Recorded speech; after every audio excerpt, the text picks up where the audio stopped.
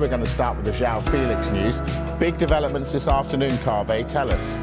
Yes, Chelsea are in advanced talks to sign Joao Felix on loan from Atletico Madrid. Of course, we've been talking about the fact that Manchester United and Arsenal were also interested in signing him, but neither of those clubs were prepared to pay the €11 million loan fee. And I think Chelsea are. Also, you've got to factor in his wages. He earns, I think, more than about £250,000 a week, so Chelsea would have to cover his wages as well. Interestingly, he has fallen out with the manager at Atletico, Diego Simeone, but he did play yesterday. He started the game against Barcelona. They lost that game 1-0. Now, as far as Chelsea are concerned, I know they've been criticised because they've been spending so much money in the transfer market. Some people have been saying, look, they basically sign anyone who comes along. But they do have a strategy this month. What they want to sign now is a wide player. I think that will be Joao Felix. Ideally, they would like a right back as well and a midfield player. But I think they're getting very, very close to agreeing a deal to sign Joao Felix on loan. I think this deal will probably work for both parties as well, because Chelsea will probably look to the summer where they can reassess and see what other options are out there for their squad. But for Atletico Madrid as well, they paid, close to £120 million for Joao Felix. Now, if they were to go an option price now or sell him now, they wouldn't get anywhere near that money. It's likely they're not going to get anywhere near that money when they do eventually sell him. But if he does go to Chelsea, performs really well for 6 months, he goes back to Atletico Madrid with 3 years left on his contract, and maybe his market value being slightly higher than it possibly is just now. And that means that they can sell him for a higher price come the summer. Carve mentioned that their Arsenal wanted to sign him as well. Manchester United were looking at him, but not at the terms being quoted by Atletico Madrid. They simply were not on the agenda as far as Joao Felix was concerned. If the price was around €11 million for the loan fee alone, and then add the wages on, you're looking at, close to £20 million for a 6-month loan deal. So as far as Arsenal and United were concerned, it was a no-goer at those prices. OK, but Chelsea, very close. Now, Chelsea also want to strengthen the midfield. We've spoken a lot about him. What's the latest on Enzo Fernandez? Well, I think it's bad news as far as Chelsea supporters are concerned, because it looks like Enzo Fernandez has kissed and made up with Benfica. Of course, he was dropped from their squad for their last game because he went AWOL. He went to Argentina without permission for a New Year's Eve party. But he's back training with Benfica as well. And according to their manager, his head is now right and he's ready to play for Benfica. I think they've got a cup game tomorrow night. And they are basically being let it known, Benfica, that he can only leave for his release clause, €120 million. Of course, everybody knows Chelsea are interested, but Chelsea are not willing to trigger that release clause at that price. For the time being, the player is staying at Benfica. I want to talk Graham Potter. Feels like the heat is on Graham Potter. Pep Guardiola over the weekend said he needs time. Is he going to get time? I think he will get time. He will get time because I think the Chelsea co-owners still believe in him and they still back him. But I would have to say that if Roman Abramovich was still the owner of Chelsea Football Club, I'm not sure how much time Graham Potter would get. The situation is very, very serious. The results cannot carry on the way they are going at the moment, because it's all well and good me sitting here and saying, yes, the owners back the manager. But if Chelsea keep losing, if they keep putting in bad performances, then how long is that faith in Graham Potter going to last?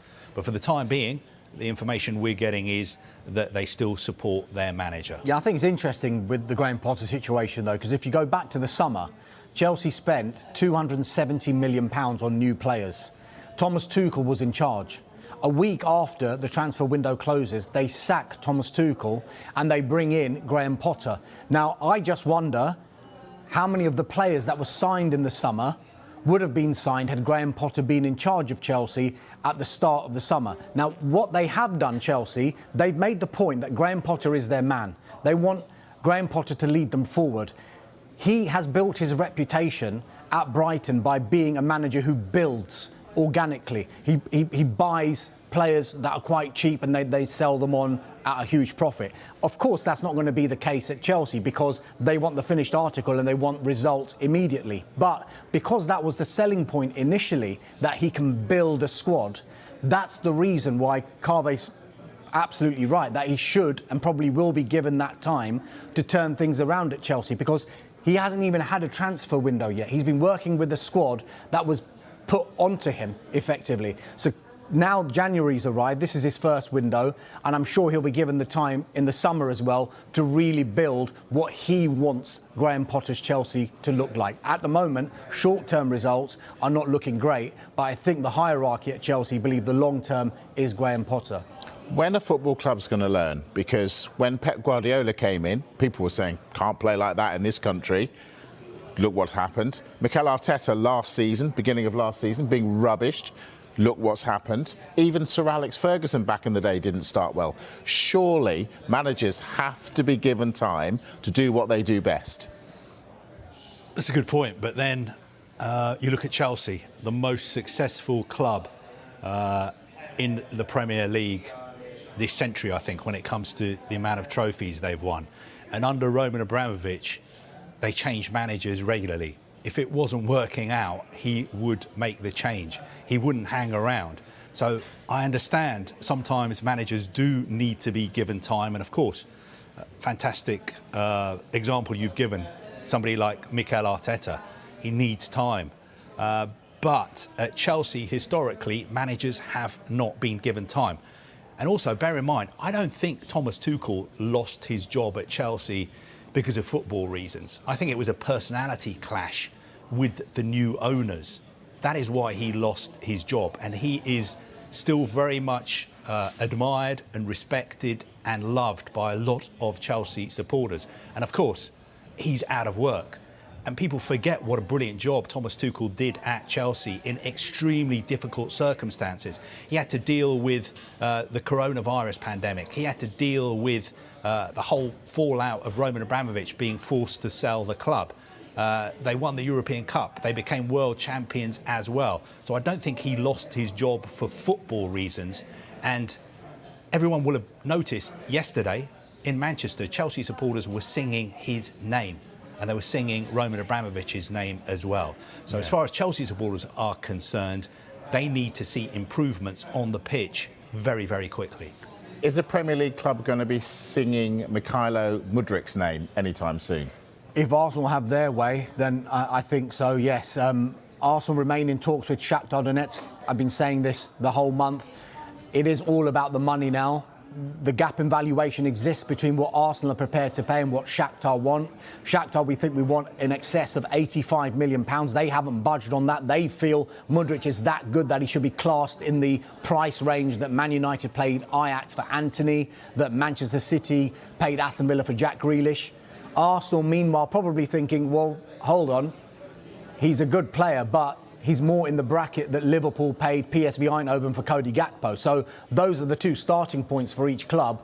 I think Arsenal want to find a compromise where they get closer to Shakhtar's valuation, but not as high as £85 million. Maybe they can come up with a deal where they increase the amount that they pay up front, but then get to the valuation with the incentives and the conditions and the appearances and the goals and the honours that he potentially could win. As far as Mudryk is concerned, we've been saying it for the last couple of weeks, it looks like he wants to go to Arsenal. All of the noises he's making on social media would suggest that Arsenal is his preferred destination. I just wonder now, with the Joao Felix situation, whether Chelsea, now they are close to getting Joao Felix, whether they might just move away from the Mudryk situation because they were in for him as well and leave a free run for Arsenal.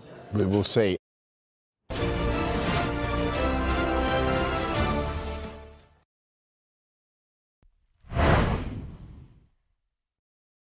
Chelsea are really close to sign Joao Felix on loan from Atletico Madrid. The agreement is really close. Hey guys, welcome back on the channel. Fabrizio Romano here, as always, to keep you posted on the transfer market. And today, guys, we touch on Joao Felix. The player who many clubs wanted in January on loan is now in advanced talks to join Chelsea. How is the situation? What really happened? What does it mean for Man United?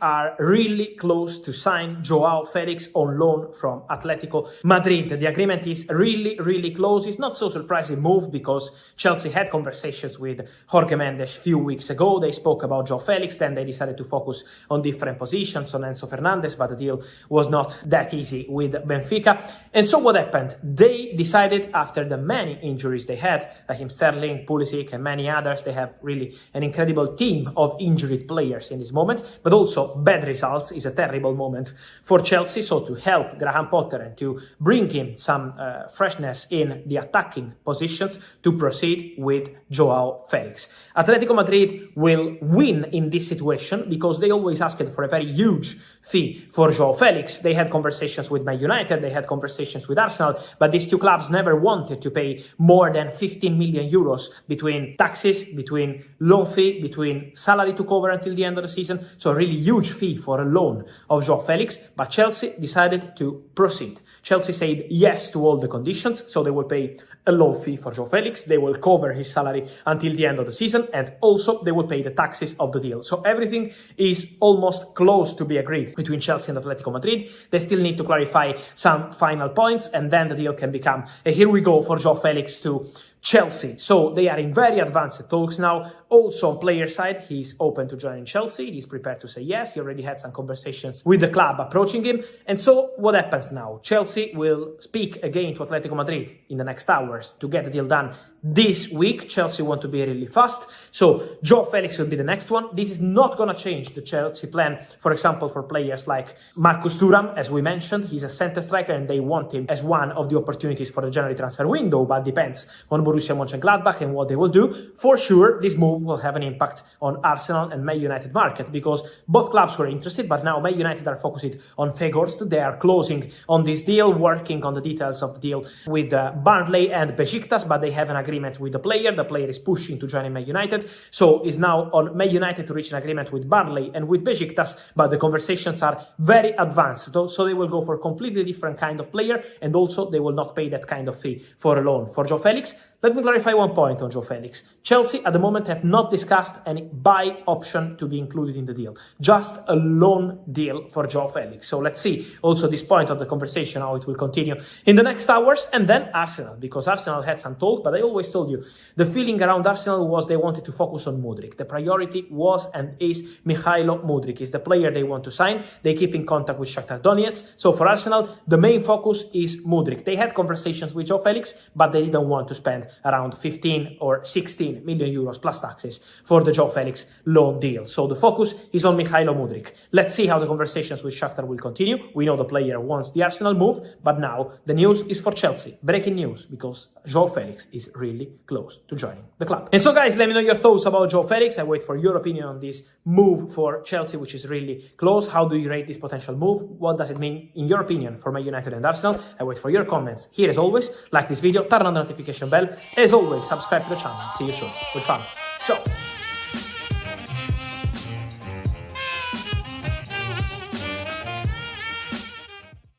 So they're going places. Good to hear, Simon. Mr. Ashton, you've been working constantly and you were at the Etihad, right? I was, yeah. Yes. Yeah, that was chastening for Chelsea in that first half. That was a real going over. It was a bit embarrassing, if I'm honest, that first half for Chelsea and Graham Potter. So, yeah, it was great to be up there and watch that. City were terrific, by the way. We'll take nothing away from them. They were, I mean, that third goal was just sensational. Yeah. Now, one wonders, I mentioned it with Laura and Ali. I was on with them very briefly before I came on with you guys. You and I were in Qatar. You and I met Todd Bowley. Yeah. You're very good at summing up somebody right away, Simon. You're a very good judge of character. Have you any way you could second guess where his mindset will be at the moment, regards Potter, regards what's going on at Chelsea? Well, look, I mean, the idea that the Chelsea fans are singing for Thomas Tuchel and using that as some sort of undermining of Graham Potter, that's what football fans do every now and again. I don't get the impression, and neither should Todd Bowley be looking at it down the pike of what's happening at this moment in time. We are living in a narrative of what Chelsea have been since 2003, 2004, which is bang, turn the lights on or get out and we'll turn them off for you as a manager, in terms of Abramovich's position with managers not achieving things in the short term. You know, he took a big step. And there's a lot more behind the scenes of Tuchel that would make most people's eyes water as to the reasons why Todd Bowley made that decision. And it wasn't just a case of losing to Dynamo Zagreb. It was a case of a whole raft of other things. That's Todd Bowley's gift to tell people what that is. But it opened my eyes, and I'd have done exactly the same thing as Todd Bowley did, which is you can go, mate. Now, he's alighted upon Potter. And Potter's got to find his head. He's got to get himself together because, like Danny Murphy said, and I think even Dina said this, about the changing of formation, the not being able to settle upon a settled way of playing. But then again, if you've got a lot of players out, then you are going to have that challenge. But notwithstanding that, I thought Chelsea were okay in the first half in the league game against Man City, but obviously on the weekend they've got their heads handed to them. I think you have to look at what Chelsea are doing. It wasn't so long ago that we were going, what a result against RB Salzburg that was. Yeah. To go there and beat them at Salzburg. Yeah. I think Potter will be okay. I don't think he's going to be the holy grail for them. I do understand why they brought him in because of what he's done prima facie at Brighton and how he's kept on moving through the gears. I do think Potter will come up short, but I don't think it's time for them to be making changes now. Makes me think when we talked to you about Ten Hag early on, so does Potter's suit fit? Well, that anecdote that I used was about presentation. It was about a person that looked to me like he was shrinking in front of the cameras rather than pushing his chest out.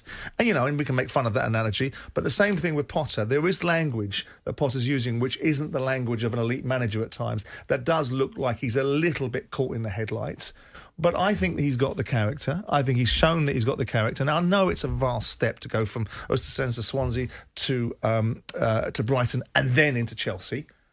But I think what Chelsea will do is they'll assess it over the course of this season. They've got a lot of dough invested in this fella. They've spent £20 million to get him out of Brighton. Yeah. They've spent a lot of money bringing in the backroom staff that he wanted, whether it's a director of football. Whether people like Cucurella are good signings and whether Todd Bowley had his pants pulled down by people at 60 million quid, they're different discussions. But I think you've got to let this guy have some rope to either run with or... Well, you were there, Dean. I think he looks in his interviews. I mean, he's already, and he's got to be careful. I think he's already sort of had a little bite at the media, hasn't he, about saying that I'm having to answer some stupid questions and these sorts of things. And I think it's probably bothered him that, I know people are saying, well, they've lost 6 of their last 8, I think it is, or 9. But if you look at those are better sides right now. Arsenal at home can. They were absolutely flying. Newcastle were flying. 3 times you play Manchester City twice away. Newcastle away is going to be a tough. Brighton's the one. It's Brighton getting a chastening. It's against Brentford where they drew, and it's other games where and Villa that have beaten But I them. think add to the injury list that he's got. I think it's probably even surprised him how much pressure and how much focus has been put on him personally. It shouldn't have done. It shouldn't have done. But I think probably just if you look at all of those aspects and. Albeit you watched that first half yesterday and you say, well, that's not good enough, regardless of who's out. With the players you put out there, there should be better than that. Yeah. But I think he's probably a bit like, I've come into this job, I've had those fixtures, and I've got this injury list where you've got, for me, 2 of the best fullbacks in world football, and arguably, before his injuries, the best defensive midfielder in the world in Kante out. Yeah. Any team would struggle with those type of injuries as Liverpool showed when they had. But there's still their good. injuries. I mean, their starting 11 yesterday was still good enough to do a little bit better than they did against. Especially the senior players. Yeah. Well, the thing is, Dean, he went into yesterday's match with just 6 points from 24, 10th in the Premier League. Anyway, this was Potter on where it's going wrong at this time. The results in terms of in a small space of time aren't positive. I've said before, you can make excuses and look for reasons, or you can say it isn't good enough, and both of those answers are correct. So we have to keep improving, stick together, because clearly we're suffering as a football club and it's not nice at all, but that's the way we're at the moment. That's where we are at the moment. So, Dean, do you think a certain number of Chelsea fans screaming for Tuchel are becoming a bit hysterical right now? I just think that is... I think that is just some supporters. I think that's what they're like, and they can change very quickly. I think if Potter was be able to get results, they would change that opinion very quickly. I look at what he did at Brighton, and I look at before he left the sort of stats that he was producing. Yeah, he was only really behind Liverpool and City and maybe Leeds in terms of intensity out of possession. He was only probably behind City and Liverpool in terms of possession for a team like Brighton. I think he needs to be given time for himself to adjust to new expectations, totally different to what he had at Brighton, and let him get some of these injuries back and maybe some of his own players, and then I think we'll start to see the real Graham. I want him to do well, and I think he will do well. So do I. I mean, you want English managers to prosper, and you want to see them managing the elite sides, and you want to put that well-trodden narrative of people like Harry Redknapp. It's only foreign managers. If it was Eddie Howe, he'd get a top. If it was called Eduardo Suarez, he'd have got a top job. And that sort of narrative that English managers want to put out there. How hard is it as an owner when you look at your side and they're 10th? You've got Fulham. Depends how big your balls are, and depends how much you believe in your fella. If you sit there and say, well, I've made this decision and I know what I've made the decision for, and I'm not going to deal with it in the short term, and I don't care about the background noise, and I don't care who ridicules me and tells me that I wanted an all-star game. I know what I've put in place. I know why I put them in place. So you're just going to have to wait with it. I think Bowley will be that way. I've already heard people saying he's out of his depth and they should get rid of him now and those sorts of things. If you're an owner, how hard is that or is it not? No, it depends. Well, look, if you're a new owner, everybody has a learning curve, and you learn with your chin and your checkbook sometimes, and people take liberties with you, and then you square that circle relatively quickly. They get you eventually, don't they? Well, no. The screams of the fans? No, not really. What gets to you is the evidence of your own eyes. You can see it for yourself. You don't need to go to training grounds to see what they're talking about on a Saturday during the week. You can see it on a Saturday afternoon. You don't need to listen to the media, and they know nothing nonsense at times. You need to look at what's in front of you and what's coming behind that and the reasons behind it, and you assess it for yourself. Now, Bowley is nobody's fool. He's absolutely nobody's fool. No. And of course, he will have made this appointment, and there's an element of, well, will he want to stick with it because he's made it? No, I think he'll be brutal if he doesn't think it's going the right way. But right now, it is far too early to assess it, and I think they'll give him until the end of the season. And if he stinks the place out and Chelsea finished 10th after 38 games and not 19, then I think you'll have some different conversations starting to reverberate. Next up, Jim White and Simon Jordan. Monday to Friday mornings from 10 on AM, on DAB, via the TalkSport app and on your smart speaker. TalkSport. Matthew, big Chelsea fan, good morning. What do you want to say? Are you behind Potter, or what do you think? Controversially, I actually am. I know he's not doing great at the moment, but if you look at Chelsea over the last few seasons, even under Tuchel, the form, we were playing a lot of backwards and sideways football. So the players that we've got, I don't think they fit the system. We've got nobody there that's got any grit. We've got massive amounts of players out on injury. Kante coming back will be great because obviously we need that defensive midfielder. As you pointed out already, our wing backs are injured. We've got no striker. The one that we bought in the summer, well, that wasn't Potter's signing anyway, in the form of Aubameyang, and definitely wasn't someone that we should have bought. If you look over the previous years, when we've been successful and we've had the likes of Drogba up front, who's obviously a big guy, we've had Terry at the back. We don't have that anymore. Koulibaly's off the pace.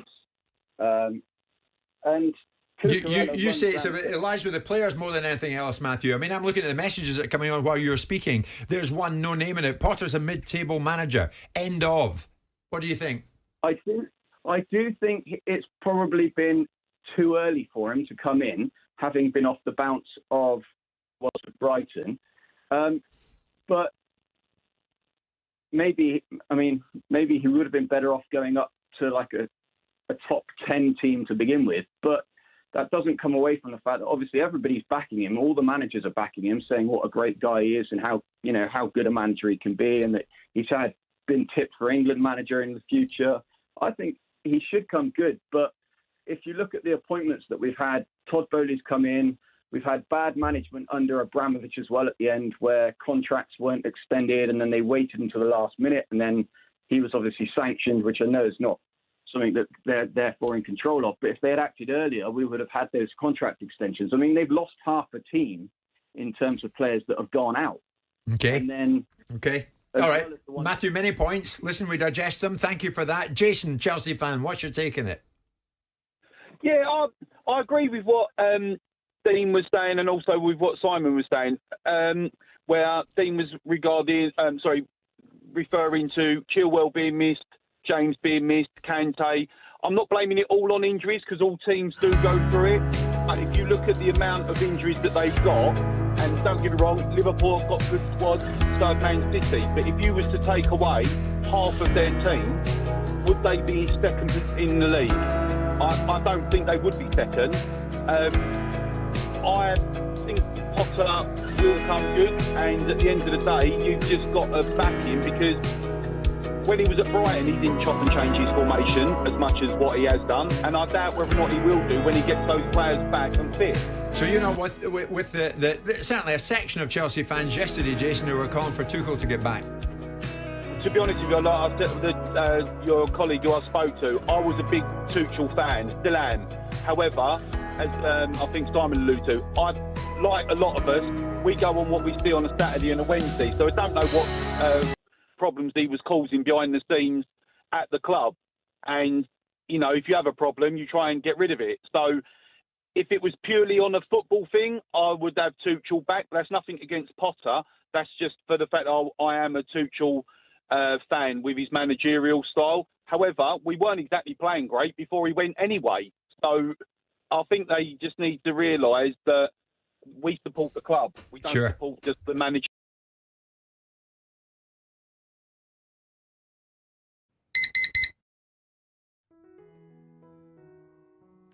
Hello. Hi, good morning, good evening, good afternoon, good night. Good whatever time it is in your location, my friends. Anybody home, say hi to us and let's go. So, are you guys all right? Yes, maybe not. Nice to see you. Thank you so much for stopping by. Much appreciated. So we have the transfer news, and also we're going to keep an eye open on the game that is going to happen between Arsenal and Oxford. If there are some people who are interested, so we're going to put just everything on the screen so you see what is happening. But we'll be talking about transfers and all the good stuff. So Chelsea out of the blue, boom. Hijack FC. Joao Felix to Chelsea is almost done. Just waiting to be confirmed by the club. So thank you so much, everybody. Again, I'm here for the people. Don't forget to like, subscribe, and share. This is a new channel. It's not the GFC, but we're going to be back on the GFC at some point, but just to drive the traffic a little bit to this channel, because this is, long term, this is where our streams, our live streams are going to be, and other channel for other stuff.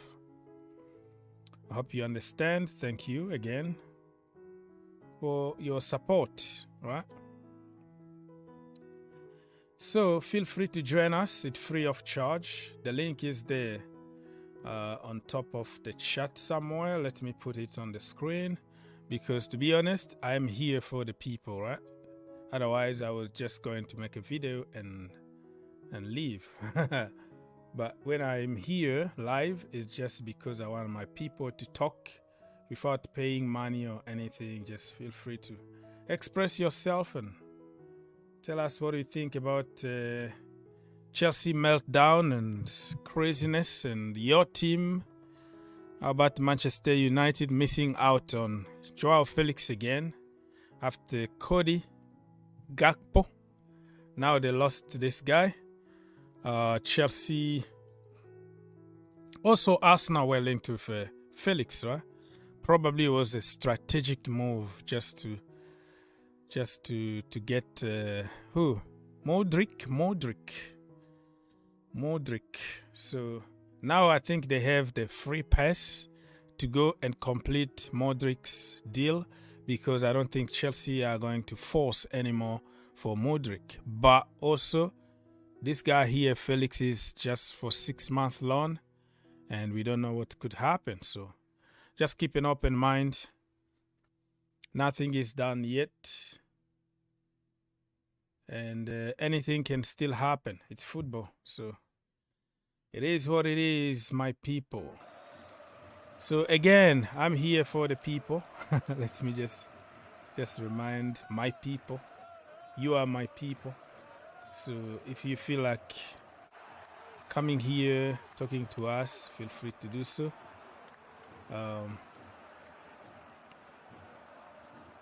Or just send a comment and we can discuss. Okay, let me see. What are we gonna do? Let me just read some of your comment here. Mr. Sok Heng say 10 million for 6 months, 300k a week. No buy option. It's not a good business anyways for a player. For a player who struggled at Madrid for 3 years.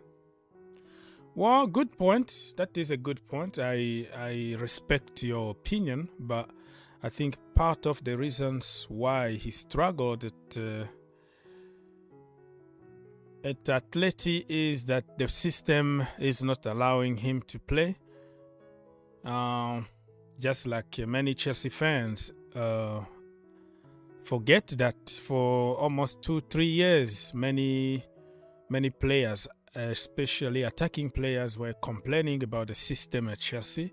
So it's the same with Joao Felix. They couldn't get the best out of him.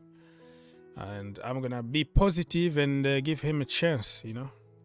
So I think if we can stop playing dead wood in the midfield, you know, Jorginho and Kovacic, you can make your case, because Jorginho is really a joy to watch when he plays because of his tiki-taka, and you love to see those tricks, right? You love to see him beating 2-3 people, but the end of the day, for what? No business, no through ball, no assist, no shot, no nothing. So what the point of you enjoying just like a little kid in the rain outside enjoying football? This is business. The end of the day, you have to cut a little bit of your skills to be more efficient, if that makes sense. If you had to cut one more dribble, one more step over to put a through ball because somebody is making a call, you know, is making a run, just do it. But he would just slow again and then dribble a little bit more and turn. And then when he tries to pass, he's intercepted. So all of them been living under free lunch because of N'Golo Kante and all that. But all of them are just a bunch of crap equally. Nobody want to say it because it's hard even to say anything wrong about Kovacic. But if you look at it on paper, you look at it like realistically what he does, what he offers to the team before beating pressure and dribbling people and putting some tackle. He's better than Jorginho in terms of he's going to help you defensively and he's going to progress the ball a little bit. But when it comes to the final third to get to the box, his mind goes blank. He doesn't see where to pass the ball anymore. He doesn't know how to shoot the ball anymore. He's just like lost all his skills just in the few, you know, the last action is not there. Always, and been there for years. We've been saying, oh, next year, oh, he's learning. It's going to improve. And until now, he's 28, 29, nothing is happening. You can't teach an old dog new tricks. So, yeah, I think it's a lot of money. But given also the injuries that we have at the moment, do we really have a choice? Do we have a choice? We need bodies, okay? Numbers. We need numbers. Like if you have 10, 11 of your first team out, any team is going to struggle. And Chelsea are not super team or superhuman. And we've been struggling with a lot of injuries. So now it's like we are desperate, okay? We got to get who is there just to cover the position. So, yeah, it's a lot of money, my friend, but it is what it is. If Todd Bowley is going to accept to spend that money, and if he performs, he helps us, win some games, score some goals, and then it's all good. But all I don't want to see is like another Alexander Pato case where he came in January, end of January, and The first game was already in April.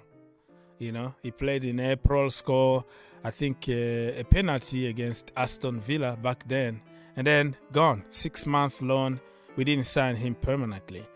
Pato, we actually had a buy option. We didn't take it because he wasn't good. He wasn't fit, and it just didn't work out. So hopefully we can get him as quick as possible and he can adapt as quick as possible, because next game for sure he's not gonna play, but probably against Liverpool away you can have somebody like Joao Felix with a little bit of fear factor from the opposition, because at the moment nobody is afraid of Chelsea. It's an open bar, and mostly because of from the midfield, because it's an open bar in the midfield. That's where games are won or lost, in the midfield. And people don't get it, you know. When you have somebody who is not helping defensively and offensively at the heart of your team, there's a problem, you know. You're not going to win games. It's simple as that. So, yeah, fingers crossed, okay? Fingers crossed this brother here is going to offer us something at Chelsea Football Club. There's no guarantee on everything. I'm skeptical, but I am also positive, because I have to be positive somehow. You know what I mean? So, people, let me know if you can hear me and you can see me. Everything is working good. I'm going to be here as long as you allow me to be. I wanted to give you the voice, listen from you guys, like give me some feedback, ask some questions, and call us for free. That's why I'm here for. So if you don't talk, and then I'll be discouraged and leave, you know, because it's a lot of time, you know, killed for talking yourself without people getting interested. So thank you so much for everybody for stopping here. This is the new channel. If you haven't subscribed yet, you have to subscribe, because we're going to transition slowly and surely from the GFC to here, exclusively live streams. And then the other channels are going to be for specific topics and edited videos, and some other people are going to join the channel, my channels too, so I don't have to be myself, because it's a lot of work to keep up with everything. So we're going to have people in the channel paid to do the job, and you're going to have more, you know, diversity and more quality and all that. So this channel, in the long run, I'm not saying it's going to be now we switch everything, because even tomorrow, you know, tonight we might go back to GFC or Green Turf, but this is the transition we are trying to do here, just like Chelsea, right? Transitioning from Abramovich to Todd Boehly. Hey, my brother Andrew Etsy is in the building. Thank you so much for stopping by, my brother. Always a pleasure to have you here. Makes me happy and smiley. Okay, people, so this one came out of the blue. I was actually at work. I wasn't even checking my phone or anything. I tried to stay away from social media today because it's so toxic at the moment after that loss against Manchester City. And then at some point, I'm checking, and like, oh man, a lot of people say, oh, welcome. I'm like, what's going on here? Is this another joke or something? And then I checked on, you know, sources that I trust, like David Ornstein and Fabrizio Romano, and they're talking about it. So I'm like, oh wow, this is serious here. This is serious. Chelsea are serious here. I think they have enough of injuries and all that, and they don't want to go to the championship. They don't want to go to the championship, and they're like, you know what? Let's take just advantage, spend whatever it takes, and get this guy. It's a very expensive deal, but that's the way it is, to be honest with you. There's nothing else you can do about it, my friend. You take it or you leave it. So Arsenal are going to have the free pass now to go for Mudryk, but there's still Chelsea there waiting for the opportunity to bounce. If Mudryk actually said, I want to join Chelsea, Chelsea are going to go for him, for sure.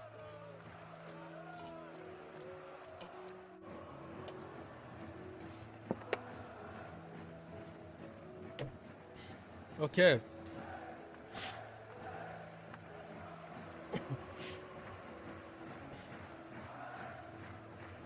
All right, my people. So let me fix a little bit of my camera here.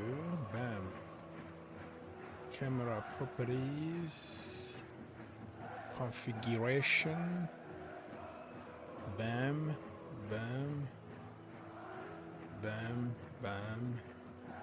Apply. Yes. Okay. Yeah, I think it's better now. More stable instead of following me everywhere I go. You know, have to remove the autofocus thing. Okay. People, so don't be shy. Don't be shy. Tell me what you think. Give me some feedbacks and everything. So you can call us. Again, that is the place to call. Free of charge. We're going to keep an eye on the game between Oxford and Arsenal. You see on the screen what's going on, the score and all that. But we're going to focus on transfer news. Okay? Transfer news, transfer news, transfer news. So I see many people are joining the new channel now. Much appreciate it. Let's get to 200 as soon as we can. And we go from there. All right? 200 new member or new subs in the new channel is gonna help the channel kick off. Bam. So let's now read official here from Fabrizio Romano. Need some coffee from probably. Need some coffee. All right, so Fabrizio Romano, Mr. Here We Go himself in the building, people. So Mudryk is a pinned tweet here for Romano from the 2nd of January. So we're gonna skip. Southampton and Racing have signed document for Carlos Alcaraz deal as medical test will take place in next 24 hours. Okay. Considered one of the best talent in South America, Alcaraz will sign a long-term deal on Tuesday. 13.6 million fee plus 15 million future sale. Okay, so everybody is going for South American talent at the moment. They get them young, they develop them and sell them. Another Enzo Fernandez or something. Who knows? But Southampton might go to the championship, let's be honest. This season, it doesn't look good for them. They might go to the championship, actually. So when they are in the championship, they might be forced to sell him and sell other players like Latvia or Latvia, I don't know how it's pronounced. They might be forced to sell many of their first team players. But yeah, you see, everybody wanna do the Real Madrid or the Chelsea, go to South America, and get their youngsters over there and bring them into the team, develop them and keep them or sell them. So yeah, never heard of him, but I think he's a good one. Southampton. Oh my goodness. So Hugo Lloris announces his retirement from the international football. Oh, sad, man. Sad. He's 35, 36 or something. He's been there forever, man. Since since really I can remember. He's been in the French national team for forever. Okay, and the French goalkeeper leaves after a great World Cup. Yeah, we got to the final. Unfortunately, didn't win it. On the same day, Thomas Müller has decided to continue with German national team. He's not gonna leave and will be invaluable. Okay, Müller stays, and Hugo Lloris is leaving the French national team. Yeah, thank you for your services, but nothing is working now in the French national team. The president, the FA president over there, attacked one of the legends, the icon, Zinedine Zidane. So now it's people are pushing him to resign or just get sacked because it's unacceptable to touch an institution like Zidane in France. So, and I don't know what's going to happen to Didier Deschamps because he just signed a new contract for 4 years. And the president who signed him is having a lot of trouble, a lot of accusations, and a lot of justice cases that mounting on him. So I don't know if at some point Didier Deschamps is going to be like, this is too much politics here. I'm going to resign, So let's wait and see what is going to happen. What is developing. So many people are taking their retirement from the national team at the moment. We heard Benzema taking, saying goodbye and no more international football. But if somebody like Zidane takes over in France and asks Benzema to come, he's going to come. But he's 35 years old. So probably it's time to start preparing for the next generation of Marcus Thuram and stuff like that. So yeah, people, again, I'm gonna remind you over and over again, I'm not gonna get tired to subscribe to the channel, like this stream. It's a new channel, need your support. We wanna get to 200 subscribers probably before the end of this show. So many people are not subscribed yet, but we're gonna try to build this channel as quick as we can, so we can be doing all the watch alongs and all the streams, in here instead of being all over the place. So we can focus on doing everything in the same place. Thank you so much for helping. You guys are absolutely legend. And the link is there. You see this link here?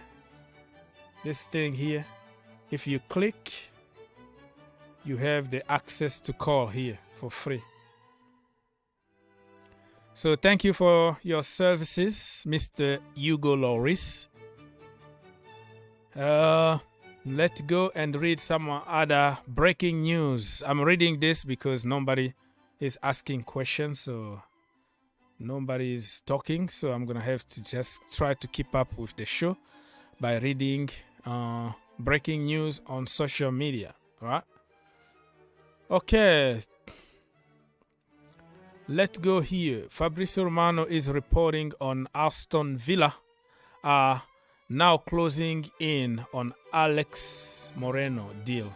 Agreement around 14 million fee expected to be signed in the next hours. Document being checked. Here we go soon. Personal terms agreed with hope to get the medical test done within this week. So Aston Villa are cooking with Mr. Good Evening Unai Emery, buying his a player that he knows better because he's from Spain. He's from Spanish La Liga, so he knows many players over there. What position this guy plays? Alex Moreno, very good player.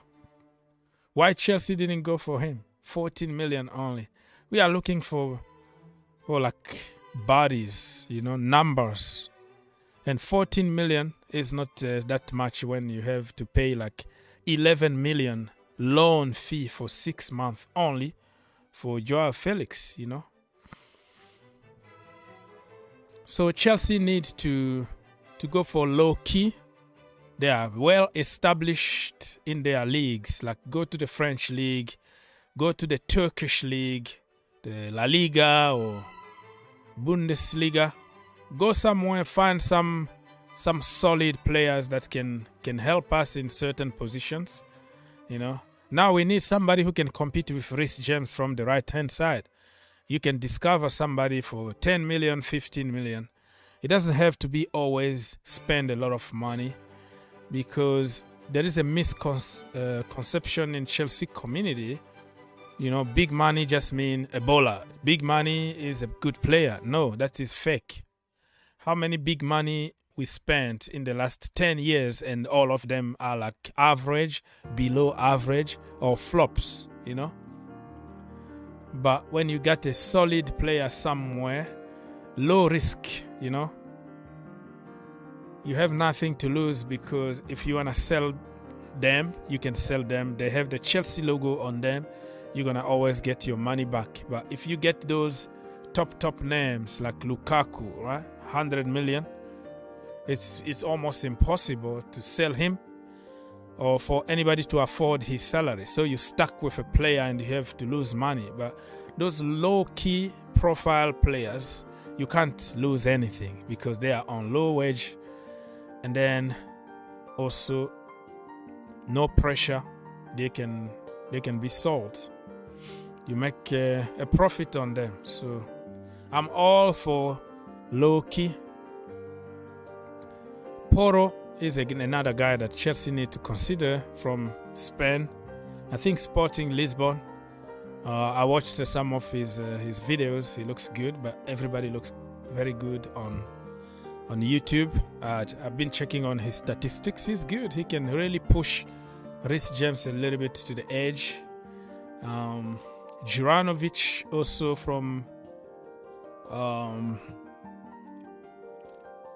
Celtic, right? Yeah, from Celtic. He's a good, solid player, 27 years old, on his prime. He can give you something. And he's Croatian, so Croatians are ballers. You know what I mean? So we have options here, and we have to be smart, not always big money. Big money doesn't necessarily mean big players, right? Okay, again, plugging myself here. Subscribe, share, comment down below. It's a new channel. I need any kind of help I can get here to push this channel. Let's get to 200 subscribers if it's possible, as soon as possible. Why not today? Why not tonight? You know. So double check if you haven't subscribed yet. Please do it. And call us. The link is there pinned in the comment section. So you call us and have a conversation, have your voice heard. So Villa are making a good deal here, in my opinion. Let's jump to another news from Fabrizio Romano. Okay, so Nice actually sacked Lucien Favre. Oh man, this guy is not lucky at all. Everywhere he got sacked. He got sacked the first time by Nice. Went to Germany, Bundesliga, Borussia Dortmund, sacked. Now came back to OGC Nice, sacked again. What's going on with Nice? They got the money. They got Jim Ratcliffe, who is one of the richest guys there in Britain. So he got sacked for what? Ross Barkley actually plays for them. Youssef Attal plays for them. So Dolberg, I think they just sold Dolberg to another team in Germany or somewhere. So I don't know. On paper, they look good, but they're not getting really the result they deserve on the pitch. I heard that Lucien Favre wanted certain profile, and the management team decided to go for other target. So it's all over the place. They've been having a lot of issues there at Nice, OGC Nice. It's beautiful over there, people. If you wanna visit, got the beautiful beaches over there. It's just gorgeous. Nice is gorgeous. If you wanna visit La Côte d'Azur in France, so I'm promoting the country a little bit here. Go visit, and please, the French tourist ministry, please send me some money because I'm promoting the country, right? So yeah, Nice, I don't know what is happening, but it is what it is. So I'm gonna continue reading some of the breaking news here while waiting for the first caller or some more comment from you people so we can continue this show. So we talked a little bit about Joao Felix, and we're gonna focus on him, but I'm gonna jump now to another one so we can come back and focus on Felix and Mudryk and Marcus Thuram and other targets. And also I think Van Horst, what's his name again? West Ghost or Van Ghost? Van Ghost, the guy that wanna sign for Manchester United, the Dutch guy, plays for Besiktas. He's from Burnley, because Burnley got relegated, so he was sent probably on loan at Besiktas, and now Manchester United want him temporarily. So let's wait and see what's gonna happen. So we're gonna skip this news about Mr. Felix, and we're gonna come back for that. Official confirmed. Russian. He's from Russia, right? Or from Ukraine or something. Correct me if I'm wrong, but Ruslan Malinovsky has joined Olympique Marseille in France on loan with obligation to buy from Atalanta. He's from Atalanta. I always think that he's from Russia or from Ukraine somewhere. Correct me if I'm wrong. 10 million fee plus 3 million add-ons. So Olympique de Marseille, one of the biggest clubs over there in France, are making some moves on the market.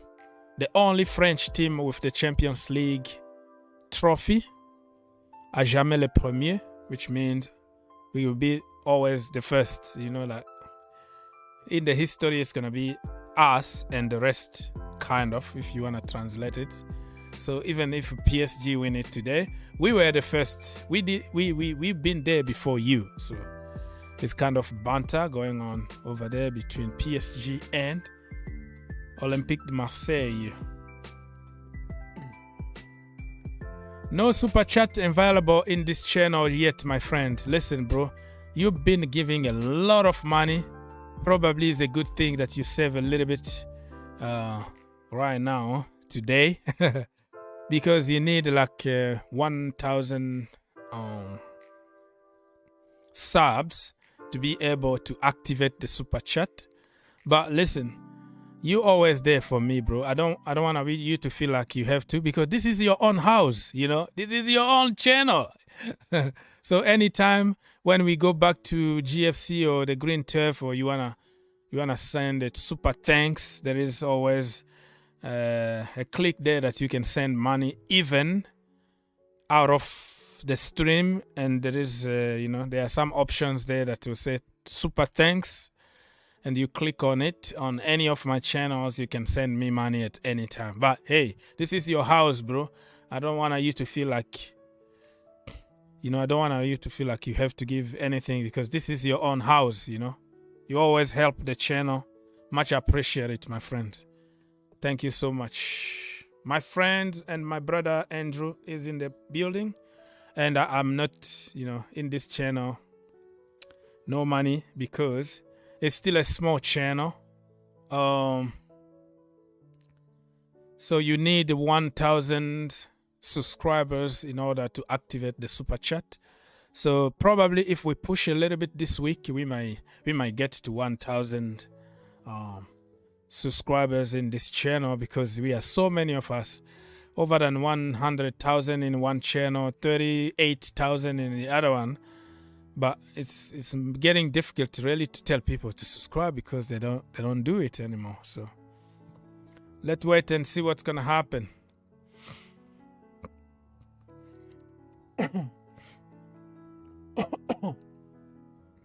Sorry people, it's very cold here, so probably need coffee more, but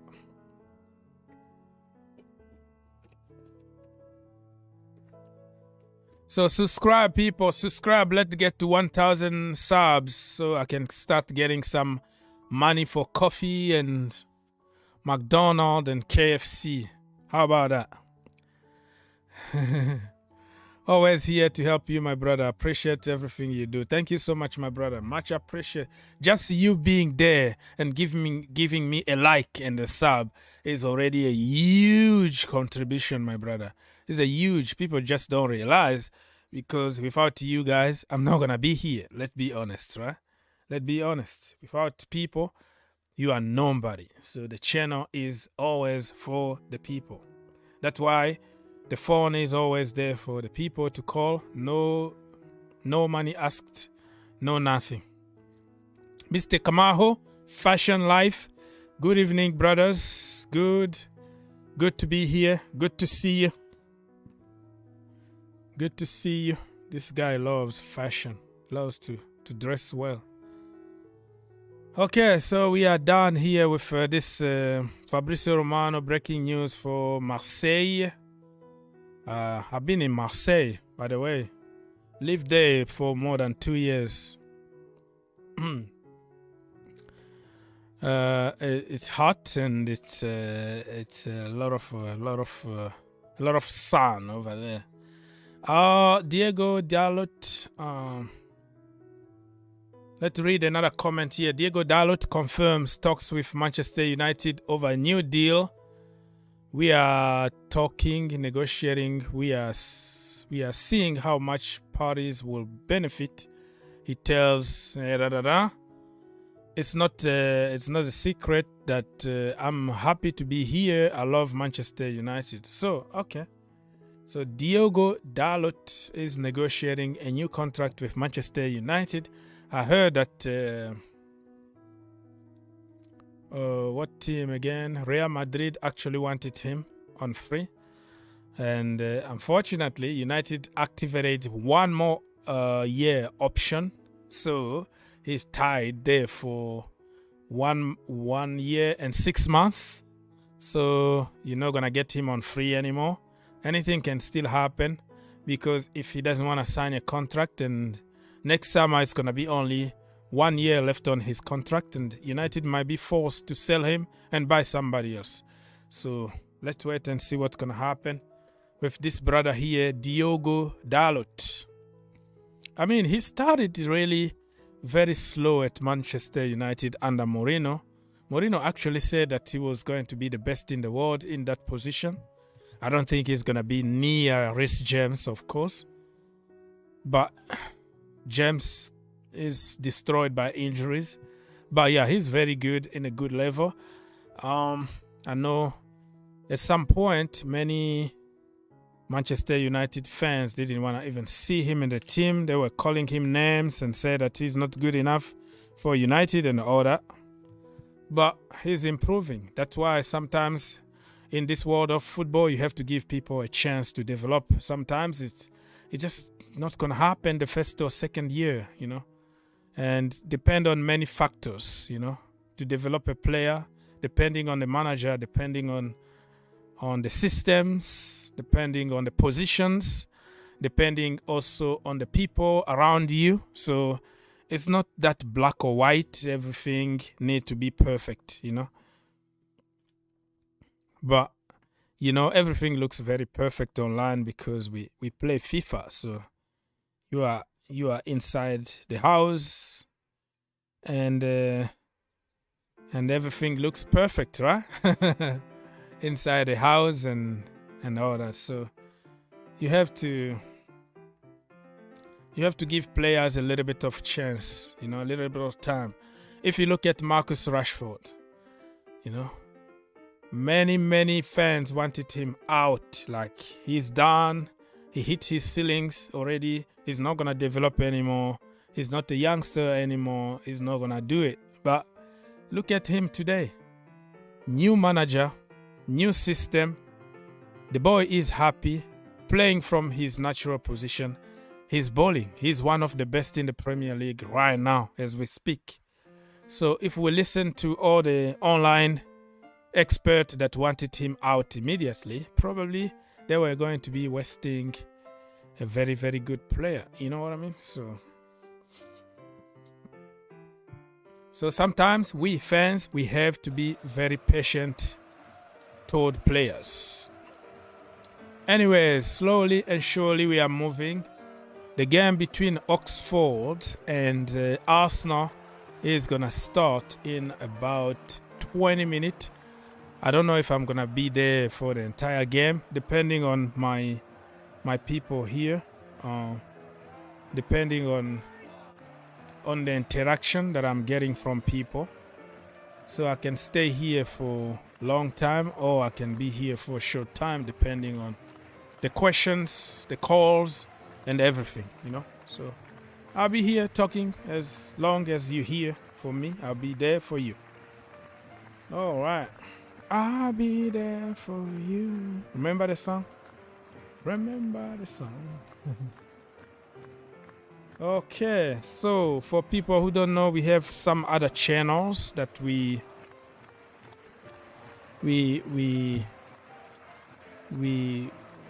publish videos, normal videos, GFC, Green Turf. I just made a video about Joao Felix. I gave my opinion. It's on the Green Turf YouTube channel. Go watch it. Very interesting. You won't be disappointed. And on the GFC channel also you will find some other videos. So keeping you busy, okay? Keeping you busy.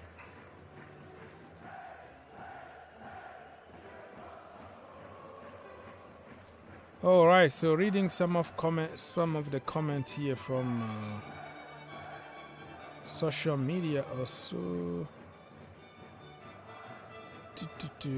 Let's go.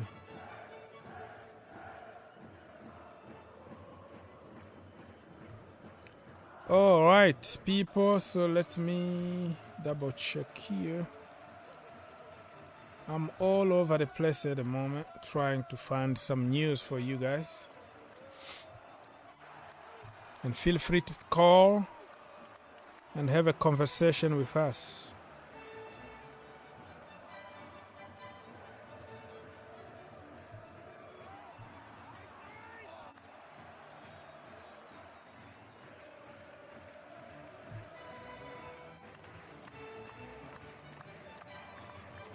All right, so I think we're still on it for Marcus Rashford. Marcus Thuram. Chelsea still on it for Thuram, people. Thuram.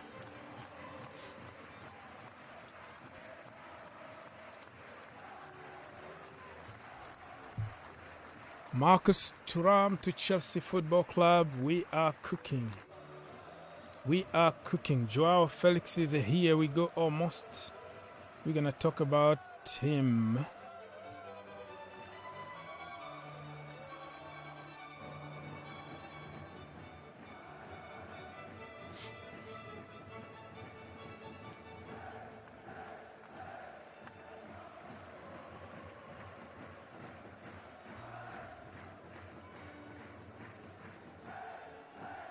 Okay, let's go. So we finish about Manchester United and Diogo Dalot.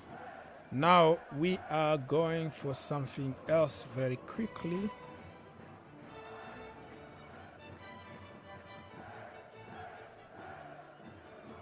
Very, very quickly. I'm trying to find something here, but I'm struggling really to find it. So people, as you can tell, I'm struggling here. I need more coffee and I need you to come here and help us. Okay, so another guy who is going on retirement is Gareth Bale. Remember, it was Wales, golf, and Madrid, and now LAFC. So yeah, Wales now need to build on the next generation. Bales is going on retirement from international football. I don't know if he's gonna be really out of even club football because he loves golf, and he's in California, right? You can play golf with Brad Pitt, people like that in Hollywood. You can go there. LeBron James, you play golf with. So I think he's gonna probably start a new career in golfing. Gareth Bale, champions of the world. Green jacket in golf or something. He loves golf. The guy say literally that he doesn't watch football. He hates really watching football. He loves just to smell the grass when, he's playing golf. So, yeah, but listen, you can say whatever you want. The guy had a great career. 4 Champions League winner. You're not going to take that away from him because he played a big role on winning those Champions League, scoring in the final, like bicycle kicks, all kind of goals, won a lot of trophies with Madrid. The only team he didn't win any trophy is Spurs, but that is Spurs. That's what you got if you are at Spurs.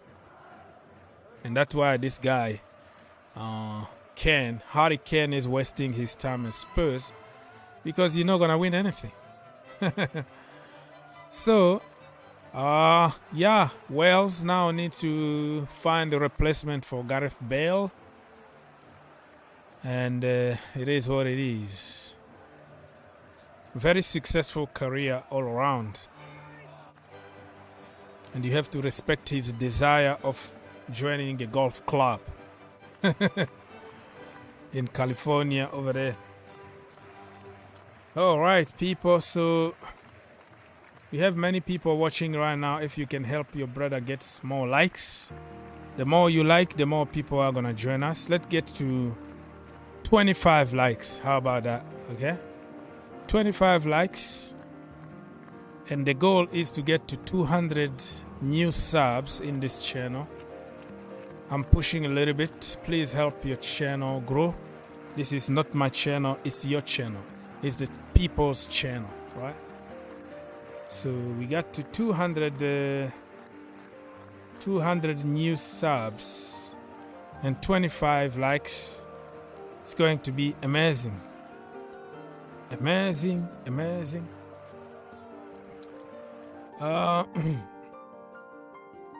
The game is gonna start between Arsenal and Oxford, or Oxford, Arsenal. They are playing away. We're gonna keep an eye on it, but we're not really gonna focus on it because we're talking about transfer here, and I don't have I don't even have. Is like my stream working?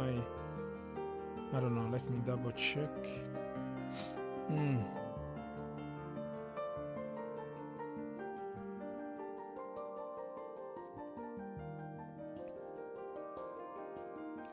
Yeah.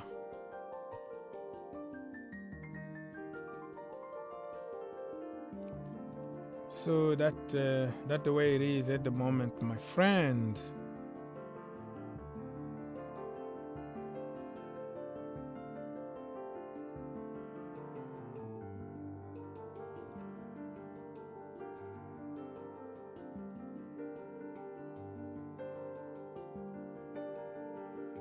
I am ready. So what do you think about Gareth Bale retirement from international football? Are you gonna miss him? Tell us in the comment section down below if you're gonna miss Mr. Gareth Bale or not. Are you gonna miss him? He's a legend. What do you think? What do you think about Mr. Gareth Bale?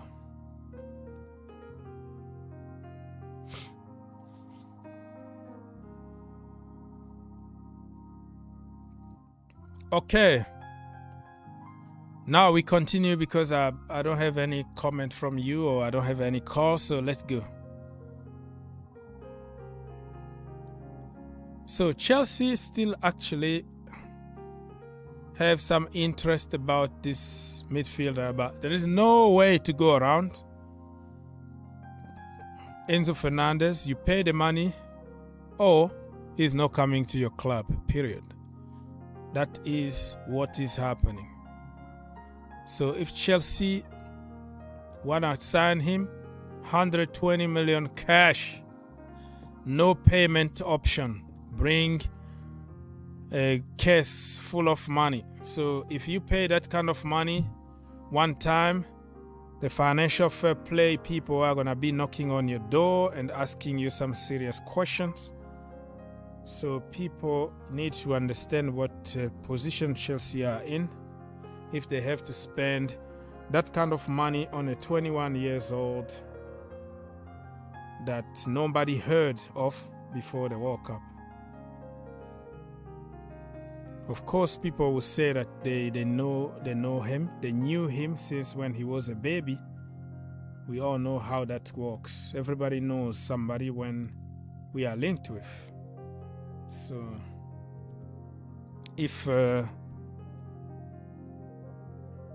you think that Chelsea should break the bank and go for this and don't care about the financial fair play because we are above the law, you let us know how. By what kind of miracle are we gonna make this happen? You know? What a miracle! What kind of miracle should we do here to get this deal done?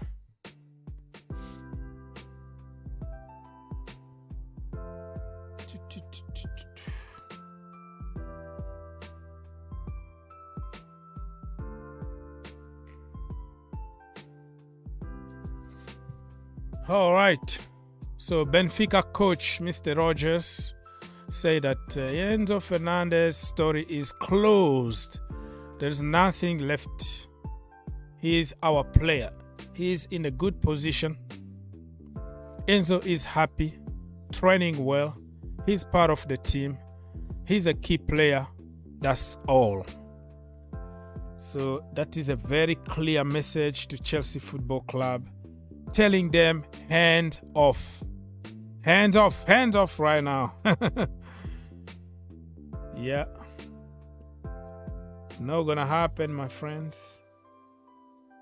It's not gonna happen. Apparently, Benfica thought that Chelsea were going to pay the full price, and Chelsea went to the meeting to say, listen, let's negotiate another price. So they were so angry because Chelsea went actually behind their back, behind Benfica's back to talk to the player and agree the personal terms. And then when the player saw the kind of money he would be on, he was like, he started acting. He started making excuses and wanting to force out. So I don't blame them for getting mad at Chelsea. Let's be honest. If anybody comes and do that to Chelsea Football Club, right? I think we're gonna be mad. We're gonna all be mad in that club. We remember Thibaut Courtois with Real Madrid. So why would you like to see that happen to other teams? But I understand. But as a Chelsea fan, I would take it. But I don't agree with the process, the procedure, how we got there, you know what I mean? But I would take it. It's just like getting a good decision from the referee once in a while.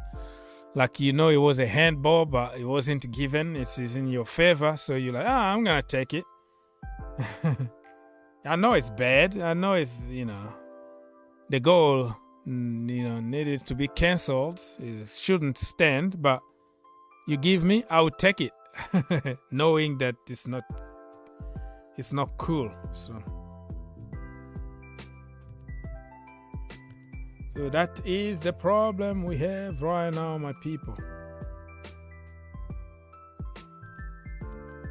Okay, so the link is there for everybody to call. If you want to ask questions, ask me, because I'm here for the people. Are you happy with a 6 month of Joao Felix? 11 million, 300K a week for 6 months. What if he doesn't work out? And what if he got injured? Because Chelsea Football Club are injury FC. Injury FC. So what if? What if? What if?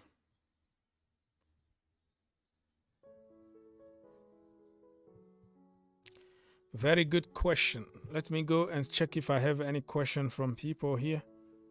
Boom, boom, boom, boom. Bobby Fairview. How Bowley using a Simon Jordan? How Bowley using a Simon Jordan to slander Thomas Tuchel? This man ego has no end. So you think like Todd Bowley paid Simon Jordan money to go and slander Thomas Tuchel? That is your narrative, right? Wow. Congratulations. How do you know that? How do you know that, my friend? I'm learning something here, because Simon Jordan is going to slander everybody. He attacked, he was very good friend with Roman Abramovich when he was invited in the private box in the Stamford Bridge and on the yacht back in the day. And when the political issues started, he abandoned Roman Abramovich and started insulting him and criticizing his business model and how he was trying to hide many things behind Chelsea Football Club. Many illegal stuff behind Chelsea Football Club. That's what you got. So Simon attacks everybody. He attacks Gary Neville, he attacks Mourinho, he attacks everybody. So how somebody is going to pay the money for Jordan to come and criticize Thomas Tuchel? And what a billionaire Todd Bowley has to do with Thomas Tuchel to criticize him for what? Like what? What is the point? Why people believe on those kind of crap, like narrative crap on social media? How anybody can make like headline. Now Bowley is using Simon Jordan to slander this man ego. Like headline on the Mirror. So for you, everything that is there, any gossip that is there on tabloid out there is true.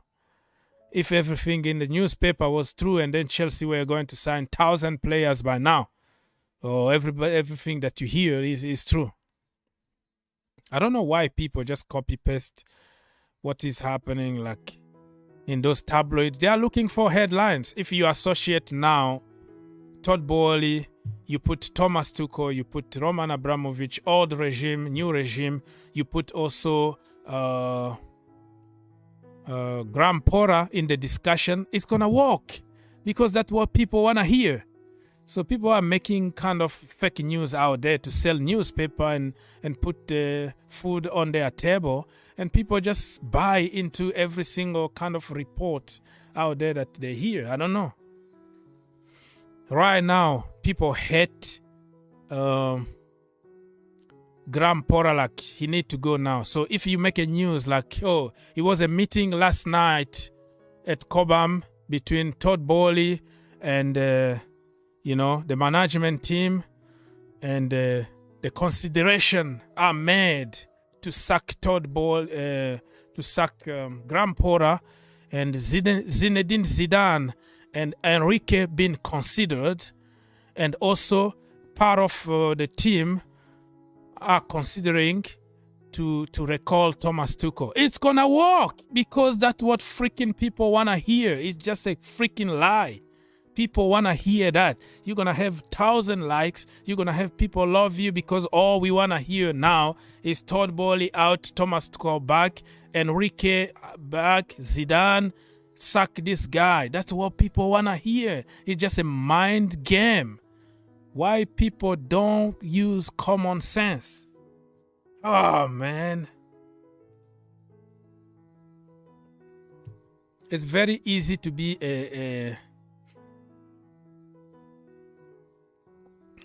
I don't have to read article. They are fake news every single day. You have to read with what? Just because somebody reported something with their hidden sources doesn't make it true. It's the game that we have to face every single day. Okay? Every single day is the game that some people, even the same Mirror, say that Chelsea and Benfica agreed on the fee. I can send you the article. Like it's agreed, still waiting to be announced. Enzo Fernandez to Chelsea, the same Mirror. The next morning, they even give some precision about the structure of the deal. It's going to be 137 million. It's going to be paid in six installments and blah, blah, blah. The next morning, the news came that they never even offered to pay the release clause. It was about 80 million. Chelsea tried to negotiate, and you keep on just believing on the same crap. I don't read them. I read them when I want to just, like, you can see, you don't have even to have a college degree to understand those crap. Like, they try to bring a lot of stuff combined together and make it, it's crap. It's a bunch of crap, but people are going to believe because that's why, what do we want to hear now? We want to hear that Todd Boehly somehow is paying people to sabotage the manager that we love, you know? So that American did to go and all that. Oh. Yeah, you probably are incapable. Just because it's a newspaper, it doesn't make it intellectual conversation or intelligent, depending on your definition of intelligence, you know? Because if copy-paste, is that what you call intelligence because somebody said something and you don't use common sense? And then you peace out and you go, you know? You go, well, what a point. No drama here. I use a lot of common sense, and it just happened that 99% of those crap online won't happen. So for you, having intellectual conversation is just to say yes. Oh, because the Mirror says so. Yeah, it's gonna happen. This is what's gonna happen. Yeah, continue, bro.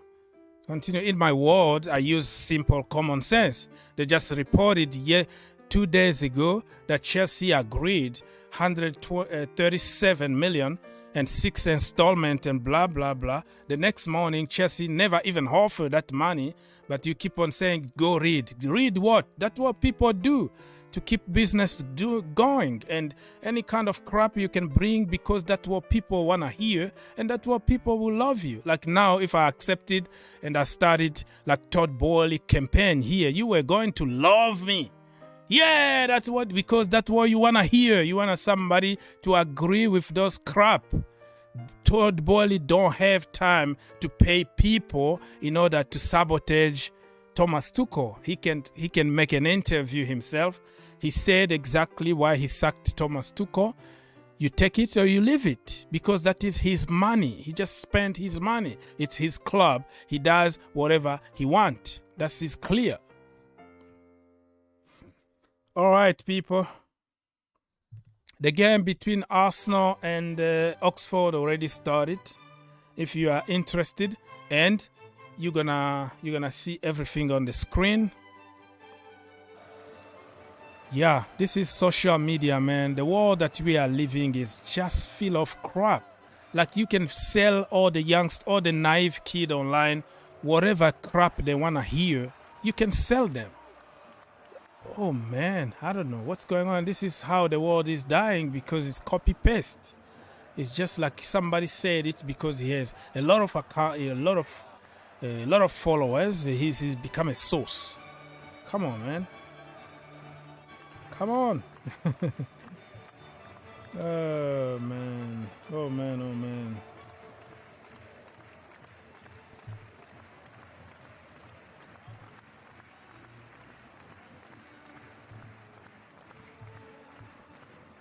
Okay, people, so I'm gonna be here for a little while, as long as you allow me to be here. Kenny Oaks, do you think we go for Rafael Leao if we sign Felix? It's gonna be difficult, but you have to understand that Felix is on loan for 6 months only.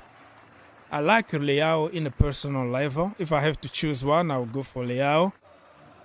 AC Milan are negotiating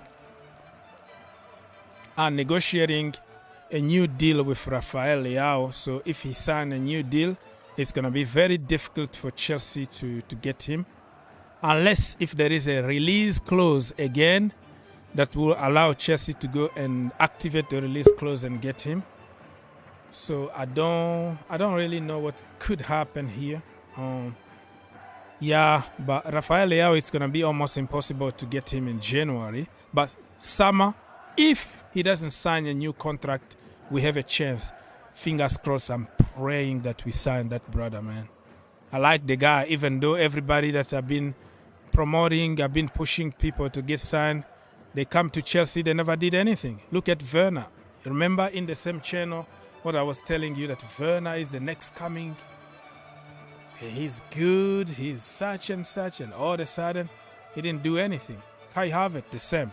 So you still need to wait and see what's going to happen. Hello, Mr. Andrew. Good evening, my brother. Happy New Year to you and all your Happy family. New Year to you and your family too, my brother. Thank you so much for stopping by. No problem. I just want to wish you congratulations on your new channel. Thank you so much. And all the best for 2023.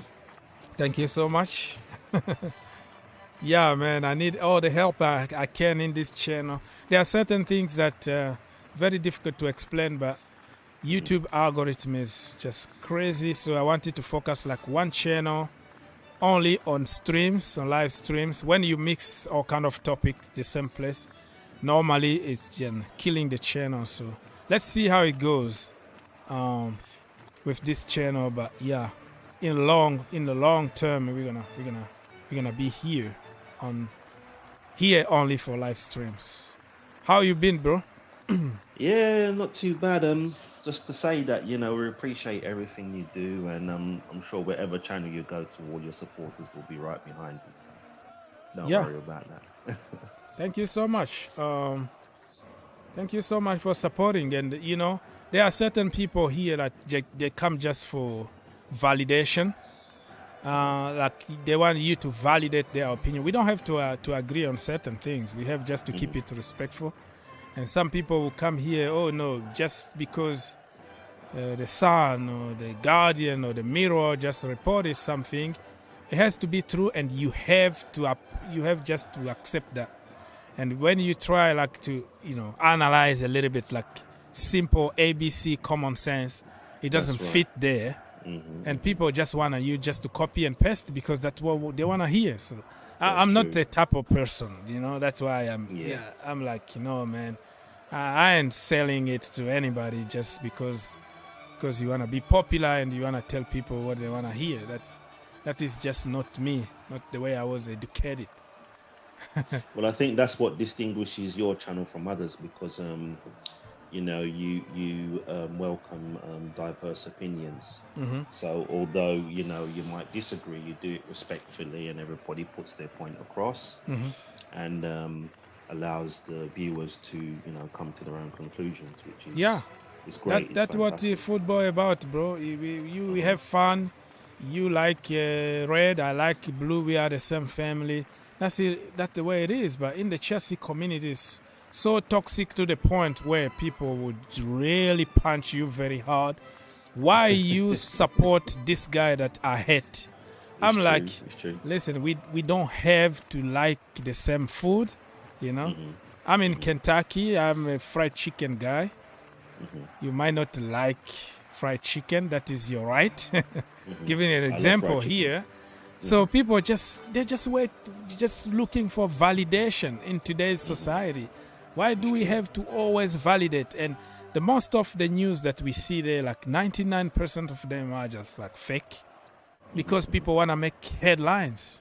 That's right. It's true. So you can't analyze now. You can't use intellectual analysis. You just have to go, oh yeah, the vibes and bandwagon, copy paste. But it's not everybody supposed to do that, man. That's right. That's right. That's right. I think the current state of how Chelsea are at the moment has caused a rift, probably one of the greatest rifts you've ever seen. You know, for our club. Yeah, you know, that's true. For the performance, people saying Tuchel, people saying Potter, people saying Bowley, people saying Abramovich, this, that, and so on. Instead of us all trying to come together, you know, and just support the club, you know, stick with them. That is the problem. Yeah, it's gonna take time for us really to switch from the old regime to the new one. That's true. I understand people. It's 20 years, is a decade. Like people were born, you know, and grow up and get married, get kids. 20 years, bro, of you seeing the same thing over and over again. Shortcut, quick fix every single year, and you win trophies. That's how certain people know football. Okay, so you have to respect that. But they are getting so violent to the point where every time anybody else with a different idea is just like an enemy, you know? Like, It's true. listen, It's true. you can get mad now. You can attack people, insult people. The end of the day, it's not going to change one thing. Bowley is not going back. Bowley is a billionaire who came to invest his money. He knows what he's doing. Let at least give him one season. People don't want to hear that. And if you say that, you are in trouble. You are the problem. And certain people told me, like yesterday, shame on you. Shame on you because you wanted Grandpora. I'm like, first of all, I heard about Grandpora when we signed him. I'm exaggerating here because it was Thomas Tuchel sacked, and then 1 hour later the guy was driving to Cobham to sign a contract. So I didn't have time to choose. Like I didn't have time to want somebody. Supporting somebody, yes, and I'm not ashamed. I'm not gonna switch and flip flop. Oh, I never wanted him. No, I supported him because that's what we got. Yes, that's who they selected. That's right. Yeah, he been selected, and I have to support a Chelsea manager, even if they brought Big Sam Allardyce, if they brought back AVB. I was going to find a way to support my manager in that particular time. So people expect you to go to a rant, like when everybody is saying, no, get him out, Thomas Tuchel need to stay, and they expect you to just jump on the bandwagon and start insulting and start, you know, copying and pasting the popular opinion so they can like you and subscribe and give you money. Why can't some other people be their own, you know, their own self and give their own opinion? That's the problem we have here. So somebody told me, shame on you. First of all, you wanted you sucked Thomas Tuchel, and you wanted a Grandpora in. I'm like, I don't suck people. I wish really I had that power, you know, of picking my phone and calling Todd Bowley where he lives in Hollywood. Hello, Todd Bowley. Listen, suck Mr. Tuchel right now. And you know what? I know a guy called Grandpora. You know, have you heard of him? Yeah, go get him, bro. I wish I had that power of choosing. And listen, this guy, I just heard about him like, oh, wow, he's a good manager. Look at how he transformed the Brighton team. That is a kind of me knowing that guy far away, like, he's a good guy. You know, they are winning games. They are beating Manchester United 4. Wow. look at all the players now are becoming world class. So you are interested in that way, but not like, oh, he's gonna come to Chelsea and be a Chelsea manager. I didn't know anything, and all of a sudden it's my fault for sacking Thomas Tuchel and getting Graham Potter, and shame on me, and I should apologize and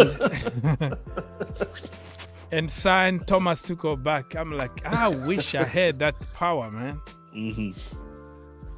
So what do you think about the Potter guy so far? You know, if I'm honest, there are some concerns that I'm no way not going to say Potter out, because it's far too early. He's only been there for 4 months. One thing I do like, but which I was thinking that maybe he could have done sooner, but I'm glad that he's doing it now, is giving the youth a chance. Exactly. I Because love it there's too. there's something I didn't see with Thomas Tuchel. And all right, the youth are coming on there in the last game. I wouldn't say they're horrendous, but they didn't perform to how we liked. But at least you're giving them that opportunity. And I think a good thing would be, okay, if this season is going to be written off, let's start integrating them into the team now, getting used to games, playing at the highest level and so on. So hopefully, if we stay up, although we might miss Champions League, or we're not going to win any cups and we'll miss out on the top 4, they'll be ready for the following season. And they'll have that hunger, they'll have that fearlessness to go on to get in the faces of some of these other big teams and show them, say, listen, it's a new generation of footballers now. We're going to show you what we're made of. We're going to run rings around you because, they've got youth on their side. Their energy levels are going to be through the roof. And they have nothing to lose. Nothing and to they're not afraid of anybody. I already played against Erling Haaland and De Bruyne. What are you going to tell me? Like that complex, inferiority complex is going away slowly and surely. So I agree with that. That's one thing I do like. I think he has been somewhat targeted, Potter I'm talking about, and attacked for being a little bit too, maybe quiet, or a little bit too tame. Too nice. Too nice, and so on. I think we need to give him a bit more time for that. Maybe he can be very animated behind the scenes, because it's not something you have to be going in front of the media and showing that you're this and being angry and so on and so forth. Where it counts is on the pitch and what you're conveying to your players on the pitch, what you want them to do. And those who are not executing the instructions that he's passing on, they need to sit on the bench. And those who are, you give them that opportunity to to execute your instructions and play the kind of football that we want to see. So I agree with you.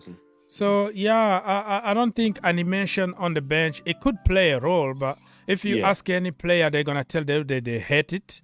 They hate it when they see their manager yelling at them. But also you have to see the other way to say also, we human beings, we like to be pushed. We like really to be put under pressure. So both ways you can see the people who say, it's not a problem, or the people who say, it's a problem. So I don't think that he's that quiet in the dressing room. Even last time when his press conference, when he said that, I'm not a robot, or, I'm not a piece of can. Things happen, when he has to say things, probably he said it. But in public, he wanna keep quiet and be himself. And I'm against this acting stuff, right? Today's world is you have to be an actress somehow, pretend to be somebody that you're not, or start yelling at people because that's what people wanna hear. If you look at like angry rant videos, how many views they're gonna have? just because people are yelling at people and insulting other people. So I don't know what culture is today where you have to be a certain way, get on people, insult people, push people over before somebody consider you. So I think certain people just need to be themselves. If the result is good on the pitch, I don't see any problem, but it's just getting worse, the fact that we are losing games. But even if we are losing games, there is a context behind it and people don't want to hear about the context. Whoever you're going to give that team, 11 players out injured right now. That's true, yes. They're going to struggle. You can bring Jurgen Klopp, Pep Guardiola, Mourinho.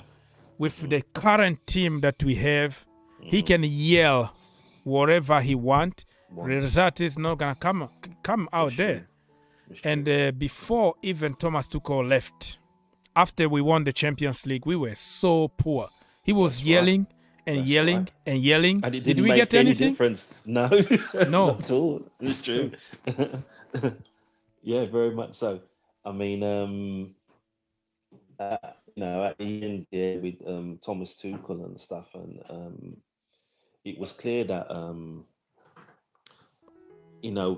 I think he'd lost a lot of them in the dressing room as well.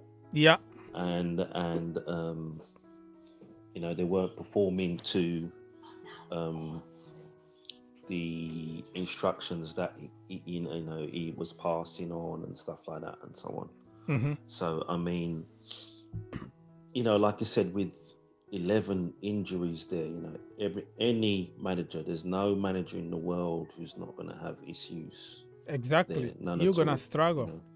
No matter how good you are managing teams, you're going to struggle. The only problem I have with Potter now, like you said it, you touched it early on, is about using those youngsters. It's about embracing the process. Say, you know what? That's right. If I play these players, we're going to lose. So what I have to lose anymore? Let me just try. These people who has no, they have nothing to lose because we are losing anyways. So putting people like Jorginho, Kovacic, and Aspilicueta. The traffic warden. The traffic warden. Oh dear. Putting them there, it's like, listen, and I have a lot of respect toward these guys because they won. They won us Europa League, Champions League, Super Cup, the World Cup. 4, I don't know, probably 3, 4 trophies. Respect to them, okay? But if you want to take your team to the next level, you don't take the next level with people like Jorginho and Kovacic. Kovacic is one of my favorites, okay? Don't get me wrong. I want to even keep him because he can still give you something. He can still put a tackle. He can still defend. He can still have some kind of pass. He can beat the pressure in a very tight area. But when it comes to that box, the final third, the brother loses his head. It looks like all his IQs are gone. Gone, it's true. Like his mind turned like blank in the final third. I'm like, brother, you have so much quality. What is going on here? But if we find somebody better than him, I would prefer somebody who will pin the ball into the opposition box. Let them fight over there, right? Anything can happen in the box, my brother. You shoot the ball, it could hit the post and then come back to you. You are in the right position. You score a goal. You see even the goal that Raheem Sterling scored, right? Yes. He was the right place. It hit the post, came to him. That's what you got when the ball is in the box. But dribbling everybody, he's going to dribble himself, dribble Thomas Tuchel, dribble Todd Bowley. He's going to dribble Marina Granovskaya. He's going to dribble everybody, the queen, the president. Dribble. And when it comes to what is meta, which is, brother, shoot. I'm like, I don't know. How many times I scream here like, shoot. He's in the ground. Just try something. And there's nothing there. And then he's going to dribble one more time and get dispossessed or allow the opposition team to position themselves. The shape is back in place. And then when he tries to put that pass, somebody is going to intercept it because it's too late. Yeah. So I'm like, brother, you have everything. Why can't you just practice shooting and practice like through balls, like release the ball very quickly in the final third? Why? I don't know. So you know, you would have thought that he would have been, you know, because he's been there for quite a while, and you would have thought that it should be something that he's working on, you know, doing all those dribbles and shooting as well to get, you have some form of end product. But boy, I just don't.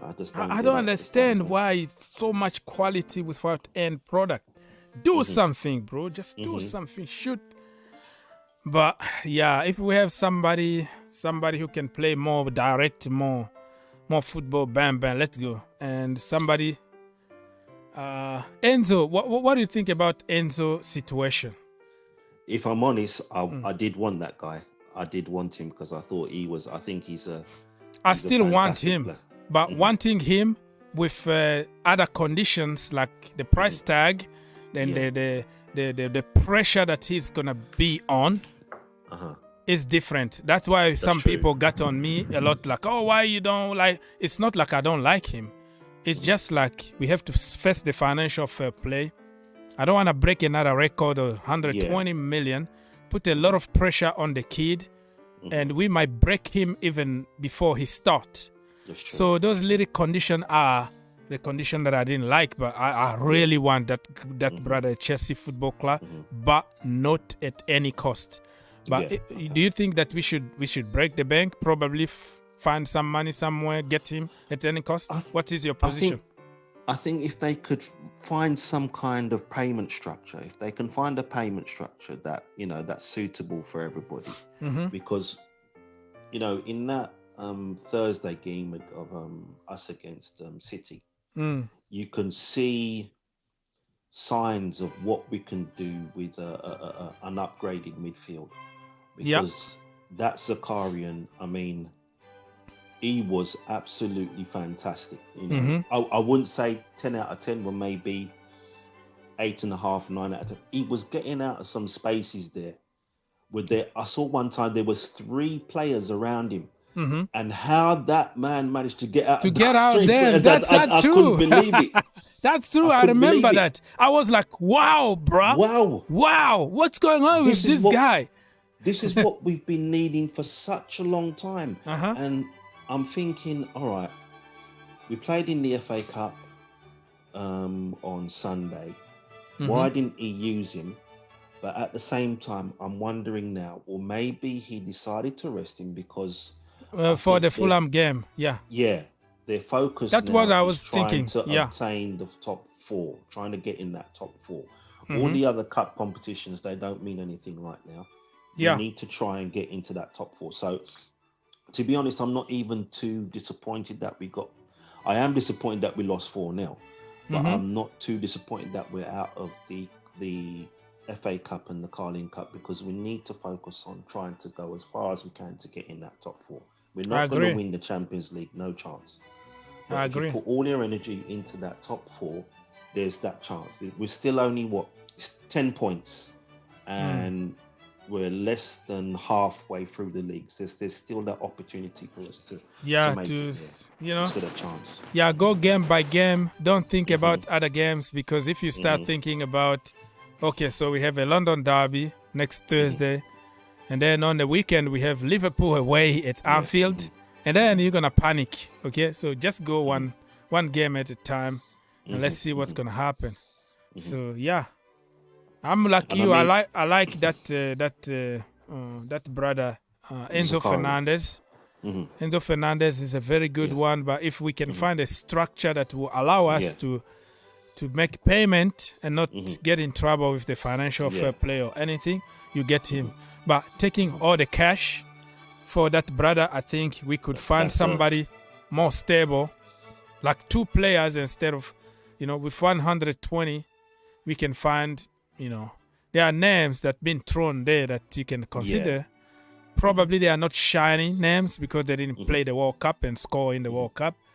But sometimes I like the low key, low profile, because they are coming without pressure, nothing to lose.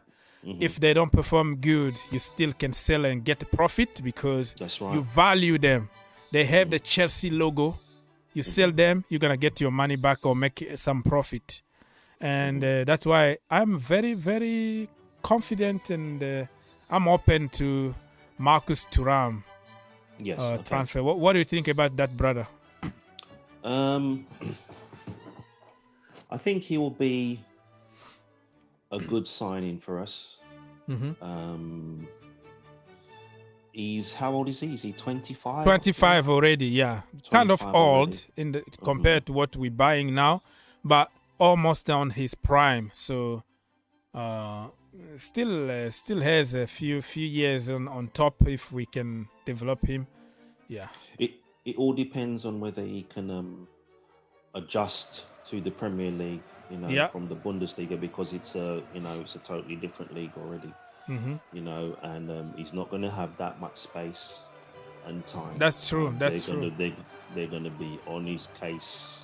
I don't know the Premier League, man. I always tell people that the Premier League is a different animal. Even Enzo Fernandez, people said, if we sign him, we solve the problem for 10 years. I tell people, listen, we have to be very careful here and don't put too much pressure on him. He need to prove us on Monday night, on a cold Monday night in Stoke. And everybody is going to try to get on him because he's the most expensive midfielder in the history. Right. The most expensive Argentinian footballer ever. He's more expensive than Messi. So you're coming up with that burden in you. So you have to give him time. And this is the reason why we don't give people a chance, because they cost a lot of money and we expected a little bit too much. When we bought Timo Werner and Kai Havertz, everybody sold us the idea of the second coming of Jesus. And we beat Real Madrid, and to get them, we beat Liverpool. It feels good. Spending money, banter, beating the opposition. The truth now is on the pitch. We have now to deliver. And because we expected too much too quickly, just few months into the season, get rid of him because he's crap and we made a mistake. Let's move to somebody else. That's the problem we have right now. So, can I ask, what do you think of the signings that came in the summer, which were Thomas Tuchel signings? How do you think they've performed so far? Regards to Koulibaly? So far, I can take the young Chukwuemeka because he's a kid. You can't really judge him. He's been given few moments here and there, but apart from him, and I'm not really sure that he was a Thomas Tuchel buy. It's the project buy. We've been buying those youngsters from all over the world, so it had nothing to do with him. I agree with that. That's true. For others, Koulibaly, I wanted that brother like 5 years ago, 6 years ago. I was a big advocate of that brother. He let me down. I was happy. I'm not going to fly. When we signed him, I was like, man, finally we got this beast here. He's going to kill it in the Premier League. I made theories and narratives and made shows here. Selling people Koulibaly. But I have to admit that he, so far, not convincing, not physical enough, got undone so many times. A lot of yellow card, that unnecessarily yellow card, because he got undone, and then frustration follows. Bam, he's gonna pull you down. Red card. What the hell? You're losing already 3-0. 5 minutes to go. You got undone. You pull somebody back. You're already on yellow. You know you're gonna get a red card, right? So why can't you just save yourself for the next game? So decision making. I think he's slow, a little slow on. His mind is more quicker than his body, if that makes sense. Okay. This is the Premier League where you are thinking the same time you are running. That's right. But in Serie A, you have the time to think and act. So find out what you want to do. Think about what you want to do. But here you're thinking and you're doing in the Premier League. So been really disappointing, but fingers crossed. The game against City, actually, at the bridge that we lost 1-0, he was good. He was good. I think he wasn't bad at all. Yeah, he switched position with Thiago Silva. He played from the other side. and he was better. Even though he got undone by Haaland, but Haaland is gonna do that to anybody, anyways. Yeah. But he was good, and the second game against the City, it was awful. But also playing with Humphrey, the young man that many people never even heard of. I'd never heard of this man at all. I looked at the team sheet. I said, Humphreys? Who's Humphreys? Humphreys. I never heard of him before. Yeah, so that's how it is. And so let's move to another one. Raheem Sterling also is down. He let me down. First of all, I didn't want him. No, that is not fair for me to say. He wasn't my number one choice. Yeah, that is the correct way to say it. I made shows here in the other channel saying that I would prefer to go for Gabriel Jesus for my own biased opinion, of course, because I saw how many chances Raheem Sterling was missing at Manchester City. Yeah. And the reason why he was scoring a lot of goals because they keep on creating. You miss 10, they're going to create 20. Yeah, it's just like, go, you miss, go again. It's just like every minute you have an opportunity. But at Chelsea, we don't create. So the few chances that we're going to create, you have to take them. So I was concerned about his, finishing ability. And so far, I've been really disappointed about that brother. What I don't like with him now is that he don't seem to be taking on players as he used to. Yeah. He seems to be. He can't wait to get rid of the ball. He'll do you think that could be like the manager instruction? Like tell him release the ball quickly. This is what we're gonna do. But for example, Pep Guardiola is gonna tell him to keep the ball, wait for the opportunity, wait for rounds. Do you think it could be because of the way we play? I don't know. I'm just trying to find something positive on this brother here. It could be, but I mean, because those first 3 games that he played, he looked great. He looked really good. He looked quite hungry. He wanted to make a point. But after Tuchel had gone, you could see that his game had gone down considerably. And maybe it is down to instructions from the manager. Maybe he's telling him to release the ball as quickly as he can and try to avoid taking on players and so on. But I think if he doesn't do that, it's eroding his ability. He's making ability go down. And once you keep up, doing that, taking on players, trying to beat them and so on, you're maintaining that skill.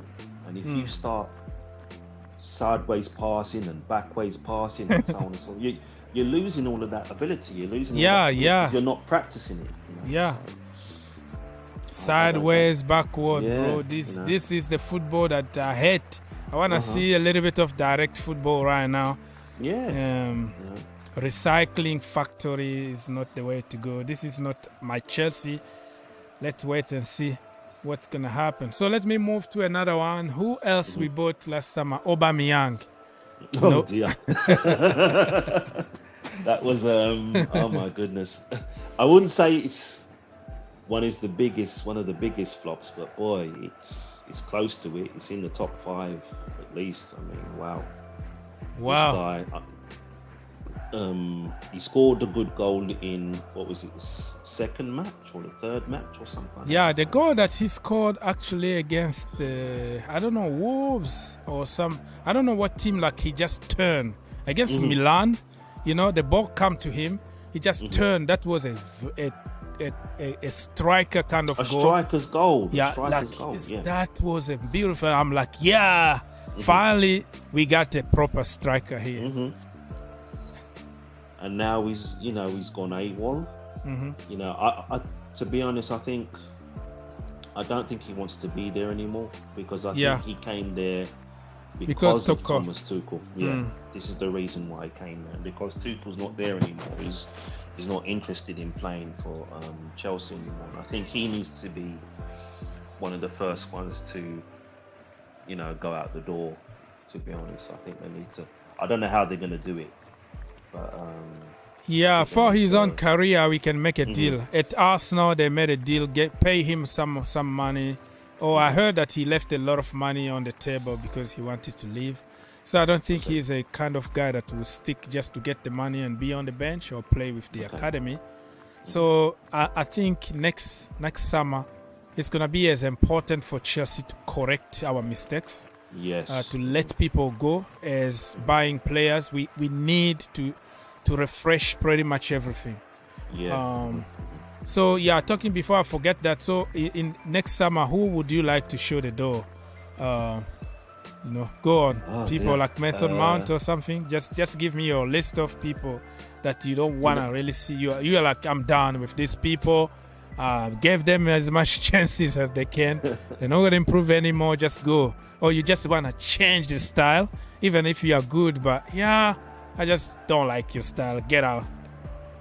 I see your point in regards to Mason Mount, because a lot of it, like you mentioned, that the game is won and lost from the midfield. And because Jorginho is the one that I most want to see the back of. Yeah, and me too, man. Me too. And because the traffic warden is so bad, the other midfield players have to come in and give him support, and it's affecting their game. It's affecting their game. He's one. It's affecting everybody's game because he doesn't connect the defense in the attack. Just do the basics of what you're supposed to do. Not there. And I don't know how, or I don't know why everybody trusts him, every manager. Probably just because of how good and kind he is with everybody. He's a leader in the dressing room, and you don't want to upset the dressing room, so you keep him there. I don't know. I think you mentioned in one of your streams, you and Victor, you said he's got a nice smile. Yeah. Maybe that's the reason why they're keeping him. He's got a nice smile. But I desperately want to see, respect to him and for everything he's done for the club and so on. But we need to move on from that guy now. He definitely needs to go. The midfield needs revamping. 100% needs revamping. I think another player that's been somewhat of a disappointment, and I don't. Maybe he seems somewhat nervous. Is Cucurella. Yeah. Sometimes he seems a little bit nervous. He's not sure what to do. When he was at Brighton, he was electrifying. I mean, in his attack, you constantly have to be worried about this guy. But now, it just seems that he's got quite a bit of indecision about him. He's not sure where to pass the ball, whether to go forward with it or take it back. And I want to see that dynamic movement that he had from Brighton. I'm not seeing it since he's been at Chelsea. No, he been it's. I don't see us selling him because how injury prone Chile is. Yeah. So he's gonna stay there. We spent 60 million plus bonuses on him, so I don't see anybody paying that kind of money. So we're gonna keep him anyways. So my hope is, if we improve the midfield, we are very solid. The connection is right. Yeah, we're playing direct football through balls, and then in the defense, Badiashile is there. Okay. That brother can break lines. He can play forward. That brother, I mean, I don't know how he's gonna do in the Premier League, but it's very promising. And when we have people doing their jobs like properly, I think other part of our game is gonna improve. Like it's kind of a machine. It's just like in a factory. You do your job before a well-oiled machine. That's right. Yeah. Before somebody else, it's in a channel. So when your channel is broken somewhere, it's always a problem. So I think when we fix the midfield situation, people are defending together, people are fighting for each other together. You don't have to babysit anybody. I think even Cucurella is going to improve. Okay. If we can, because now he looks confused. Yes. 5 minutes he's gonna be good. 10 next minutes he's gonna be awful. You're gonna see him in the opposition box 1 minute, and the next minute he's running like a headless chicken, try to defend there. Like you can notice him because he has long hair. So you always see how the hair is flying, like it's flying. That's right. It's just flying. Look at what this brother, man. It's just like David Luiz celebrating, but no, it's just running to try to get it back in position. So I think, there is no raise cohesion in this team. And I always tell people, even with the Mason Mount, people hate him a lot for one reason or another. You might be wrong or right. I'm not going to get into that. But it's a little bit exaggerated from people. So I always also say that the boy played like for 3 years out of position as a winger. Yeah. And, and all of a sudden, everything need to be blamed on him. I don't get it. And the supply, very unfairly. Very unfairly. Like the supply is not there. Like he's waiting.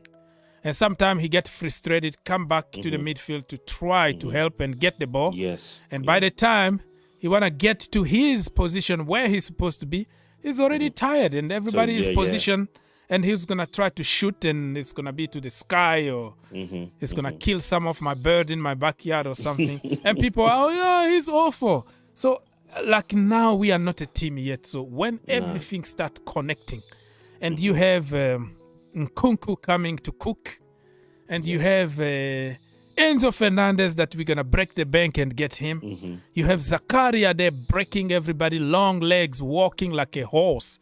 That brother will put a tackle out of nowhere.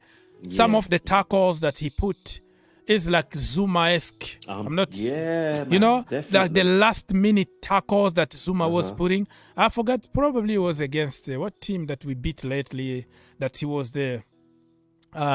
Bournemouth or I don't know, probably.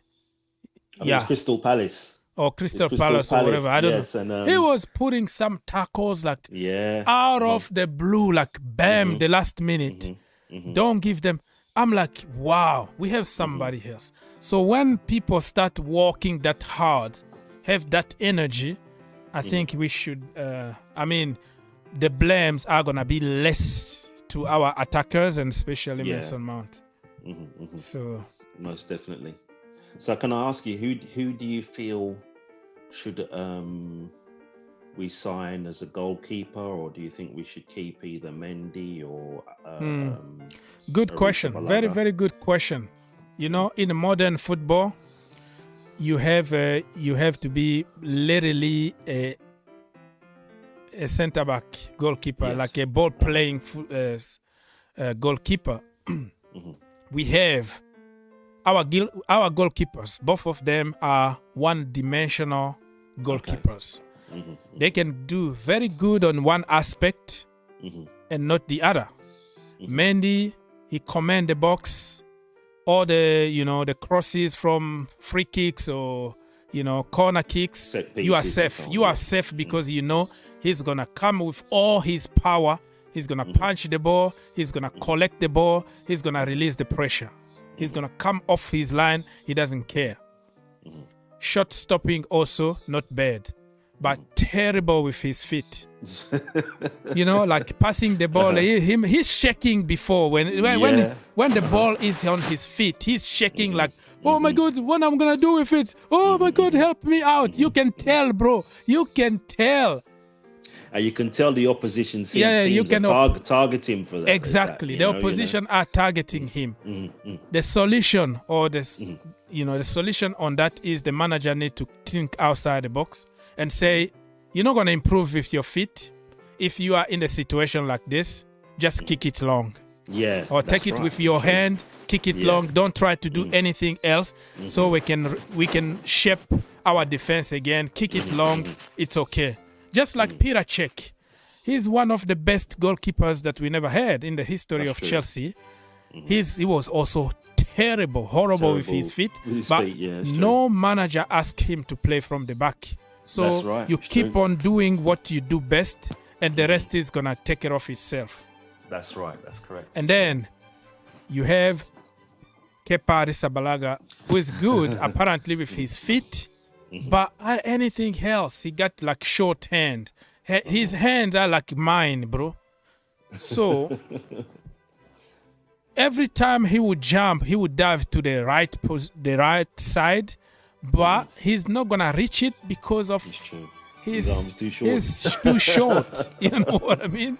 So him also been targeted, top bins, top corners, long range shot. He's very weak on saving them.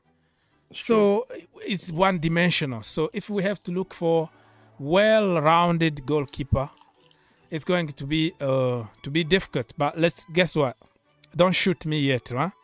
Okay. I have somebody called Slonina Gaga. Well, he's my neighbor here from Chicago.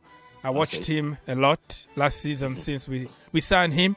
So you understand that I'm going to be biased on this one because I want to push certain agendas for my own good. You know what I mean?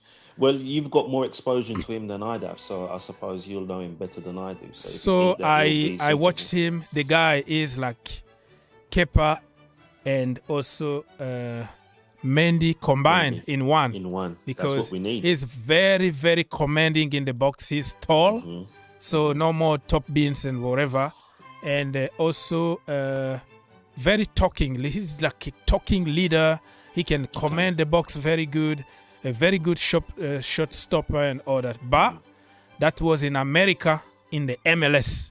When you have to face somebody like Haaland or Hurricane, that is a different story, my brother. Okay. But you never learn until you get the baptism of fire, right? That's true. We have to put you in the line of fire there. Because if we keep on saying, oh, he's young, he doesn't have experience, but we are losing anyways. So what the point? We keep losing even with the so-called experienced players on the pitch. Why can't you just trust somebody who has nothing to lose? So if we can give him a preseason or something, I don't know if he's registered already. So we have to try that guy before we make the right, the final decision in summer if we're going to have to loan him out for him to develop, or we're going to find somebody on the market. But I'm telling you, that boy, just even watch his highlight, you will see that he's a good, but anybody looks very good. Even Karius, Lorius Karius, remember the guy? Yes, from Liverpool. If they put his highline, the good one on YouTube, you will see that, wow, what a goalkeeper. But don't take my word for it. Just do some research. Check on the statistics. You will see that the guy is promising. I know they were looking at this guy from is it Portuguese? This Diogo Costa. Yeah, Diogo Costa. Yeah, he's from Porto or something. From Porto or something like that. Yeah, he was in the World Cup, I think. I mean, when I saw him in the World Cup, I heard a lot about him. I said, okay, let's have a look and see what he's like. And he had some. I saw him in the World Cup. Oh my goodness, he had some horrendous mistakes. I'm thinking, I don't want that guy in my goalkeeper goal. Well, listen, that's happened. That's happened to the best. If you look even at Neuer, you look at those big goalkeepers, they always have moment like that. De Gea had his moment. Buffon had his moment. People like that, So if you wanna, Diogo. Yeah, it didn't inspire confidence at all when I saw him there. I even watched. I was on social media, and after that, those horrible shows, people say that deal off, call the deal off. From Chelsea fans on social, like, okay, call the deal off right now. I'm like, nobody is gonna be 100% every single game, but I know what people mean by the deal off. And he was quite expensive as well. I think he was about 60 or 80 million they were asking for him or something. Yeah, that is a lot of money, man. A lot of money, So that would be added pressure to him as well. But I don't know. We'll see what this Gabriel Solina's like. I'm hopeful, and I'll take your word for it if you say he's a great goalkeeper, because like I said, I haven't seen him before. Yeah. So I'll take your word for it, hopefully. Low key didn't cost a lot of money, about 8 million, because it was like 12 million American dollar. You have nothing to lose. Sometimes that's what you need. Remember Donnarumma at Milan like years ago? Yes. Sounds like this guy is like 120 years old, but he's still a kid, like 21, 22 years old. Can you believe it? He's been in the business like forever, as long as I can remember. I think they said he was their first choice goalkeeper from 17 years old, something like that. Yeah, 16 actually, 16. because they had injury crisis in the team, and they had no choice but to use that 16 years old from the academy. And since then, he never went back to the academy. Yeah, the rest is history. The rest is history. I mean, so hopefully we'll see the same thing from this Selena as well. So yeah, Gaga is a good one, but yeah, let's let's just wait and see what's gonna happen. So on social media here, Abramovich is trending. We have Felix, of course, to Chelsea is trending. Bowley out is trending. Porter out is trending. It's all over the place. People are angry. Mourinho back at Chelsea is trending. It's crazy, people. I'm telling you right now. Chelsea fans, if you think that Arsenal fans are the worst when it comes to angry rant, you are wrong, my friend. Because we know how to rant. We know how to get angry. And us, the worst is we are coming from a situation of power. We have money. That's what we know. But Arsenal, they've been, a club that don't really spend money. Under Wenger, but getting good results, developing players and all that. Yes. So it's different from Chelsea fans who are shortcut now. Chelsea fans are very demanding. So I think one thing that has been exposed is like, of course, Abramovich was a good owner, a great owner, and he won a lot of stuff. But I think one thing that has come out is that how poorly the club was run while he was there. With no communication between the academy and the first team, no data shared, no data shared. Yeah. And some of the signings, I mean. Yeah, like we deserve even better. If we were very smart with the money that we spent under Roman, I think we were going to build a great empire until now we were going to be right on top there. Like the trophies that we won kind of blinded us, but we could have got even more. Like, true. We could have been a superpower for. Yeah, a superpower. Yeah, that's exactly. We would have been up there with as Manchester United and Real Madrid and all Real, that. yeah, people like that, like back to back, like long-term success. But we are so used to shortcut. Like now, buy a bunch of deadwood, win a trophy, go through a crisis again, sack somebody, get the momentum. We were all over the place. We could have built an empire, successful. Now we were going to be already in another level. But we were happy. I'm not going to take my Champions League away. I'm not going to give it to Arsenal, of course. But you know what I'm trying to say here. But I mean, that's one of the reasons why I can't be Potter out, because that means we'd have to reset everything again. Find new players, getting new staff, changing this, changing that, new staff. And if There's you no have stability with the club. Yeah, the problem is people who are successful in life, they keep going. They believe on one thing. They stick with the project until a certain extent. Yes, they can abandon and change, modify the project at some point, but mostly they are gonna force. They're gonna push a little bit, like mistakes and failure is part of that process to get to the promised land. So people don't see it now because we are used to what I just said here: shortcut, quick fix, win now. But if we abandon now, it's gonna be a big shame. Yeah, it's gonna be a big shame. It's gonna be wasted on the players we bought. £60 million you're gonna have to pay this guy off to get him out, plus his backroom staff as well. And then bring in a new set of a new team, a new recruitment team, and all this. You know, we can't be doing this. You know, it's not sustainable. We need to Not really. Yeah. Yeah, we need to just stick with this one guy and give him the time, give him the opportunity to see what he can do. Because yeah, I know we're not Brighton, but there are signs in Brighton that show where we can go. And if you look at it, Brighton, they beat Manchester United, they drew with Liverpool twice, they gave City a hard time, and these are players that are not so high profile. Yeah, low key. Able to go low key, who are able to go toe to toe with the elite. Yeah.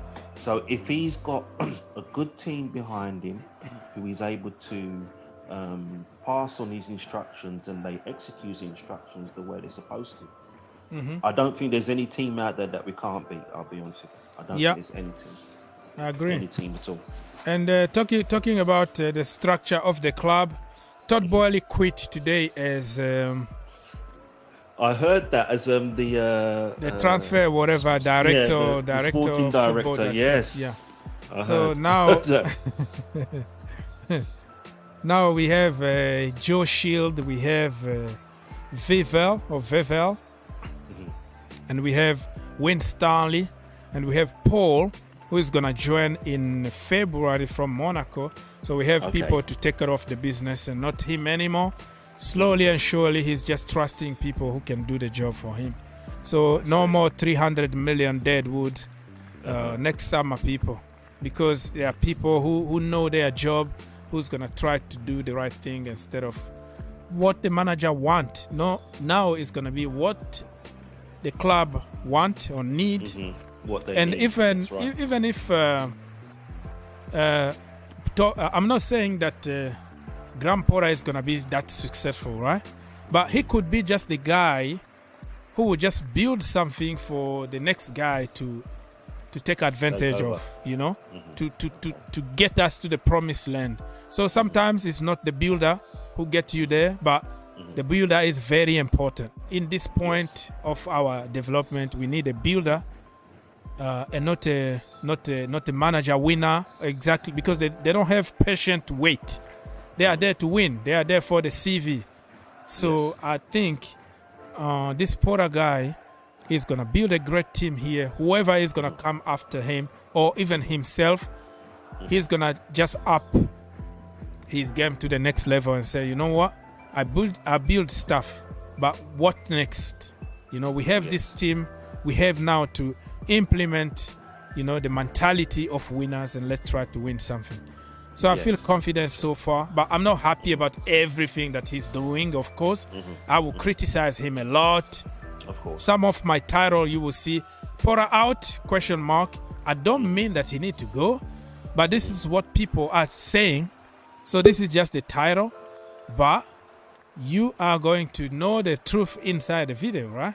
Yeah. So the title sometimes means nothing. It's just the buzzword that people are using. Mr. Yuzi, if you can put your clothes, if you can put your shirt on, I will put you through. So put some shirt on, man. I know you got abs and workout and all that, but come on. It's a family friendly. That's right. Put some clothes on and come back. I will put you through, my brother. So it's half time, people, between Oxford and Arsenal. The second half just started now as I speak. So 0-0 so far. If you are interested, everything is on the screen. But we are here to talk transfer and talk about world of football. Mr. Dandy Deals said that breaking news, Chelsea in talk with Federico Chiesa. Okay. What a source. Wow. We have another source here from Mr. Deals. Thank you for stopping by. Thank you for your news. Federico Chiesa, first of all, he's coming from a bad injury. Guess what injury? ACL injury. He's an injury-prone player, yeah. Like, he's a total rupture. We are struggling now. Callum Hudson-Odoi, never the same again since the Achilles injury. We have Ruben Loftus-Cheek. Yeah. Never the same again after that injury. Kurt Zuma, that bad ACL injury, never the same again. Stayed in the same level than when he was 18 years old kid that we signed from Saint Etienne. You go to even that left-sided player. I can't forget his name, that we bought from Leicester. Chile, Ben Chilwell. Yeah, he's never been the same since. Chile, not the same again after an ACL injury. I can go Marco van Ginkel for people who remember, OG like me, very young, talented, promising. He was bought under Jose Mourinho, and if Jose Mourinho trusts an 18 years old to be in the first team, it's something special. He was so special. We bought him from PSV in the Dutch team. Yes. Boom! After a few games, he started at Stoke City. Bam! ACL injury. Never came, never been the same again. Charlie Musonda, a knee injury. Wasn't like ACL, but some kind of ligament damage and destroyed his career. The guy was electrical. Such a promising what a promising such player. a promising player. Yeah, It's ACL so sad. injury, gone. So when somebody got a big injury like that, career-ending kind of injury, I kind of, it's 50-50 for me. Even for Armando Broja now, I don't think it looks like it's over because we're not gonna wait for you. And when he comes back after a year out, he's gonna find people established themselves already in the team in front of him. Yes, yeah, true. you will see Datro Fofana, for example, or Marcus Thuram, or somebody else that we might find on the market. Dusan Vlahovic. It's anything can happen. It's Chelsea, man. It's Chelsea. We might go madness and buy everybody. When you come back, you have to fight for your place. And people are gonna say, "Oh, loan him out for one season because he need rhythm. He need to play games after a bad injury, and then you go on loan and you go to another loan, and then why can't we just sell him?" And then that's how career been ended at Chelsea Football Club. So you talking about this Chiesa here, the buzz, the narrative is good about this brother, but he is injury prone. He was out for almost one season, out, ACL injury. And when you get the ACL injury, they put some artificial tissues over there. Your knee is not the same. It's not stable the same way it used to be before the injury. Nature is nature. Artificial is artificial. You can still be in a good level, but it's always... And in a player himself, in the head of the player, he's still thinking about... It's getting at the back of their minds. Yes, yeah, so the they kinda mindset hold of, back. oh my goodness, I'm gonna get injured again. Oh my goodness, if I put this tackle, look at even Van Dijk. Since the ACL injury, Van Dijk is not the same Van Dijk anymore. Same. So It's true. yeah, so me, Federico Chiesa, Bola, but no, thank you so much. But I mean, going to the board now, I mean, I'm surely this must be an alert in their mind to see that we're having so many injuries and that perhaps the medical team that they have in place there is not doing the job that they're supposed to do. Because, I mean, we're having more injuries. I don't know of any team, or I haven't heard of any team who've had so many this kind of injuries injuries that we're is experiencing. what we're having abnormal, now. right? It's really abnormal. Very strange. Very, very strange. I mean, but what I don't understand is we just changed the entire health department. Yeah. We hire, I don't know, people from Hollywood or NFL, people who are always deal with big cases here in the NFL or whatever. But it doesn't look like it's changing. It's just like getting worse. But injuries didn't start with them though. Because all the injuries that I just told you were under regime, under another regime and other. Okay. Yeah. So I don't know what's going on here, but yeah, we have to check. Is just like the training regime? It just they don't warm up properly. I don't know what it is. Oh, it's the curse. Listen, I have my parents and my background from Africa, right? So okay. over there, they believe in this kind of stuff a lot, like black magic, the juju, juju. Like they believe, I was in South Africa for 2 years, on and off. Yes. For example, for college and whatever.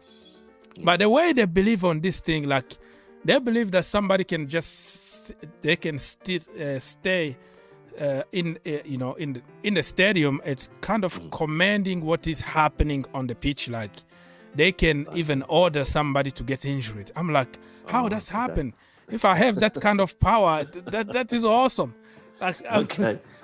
I don't know. I start believing on those things, bro. Like, is this a curse or something? What's going on here?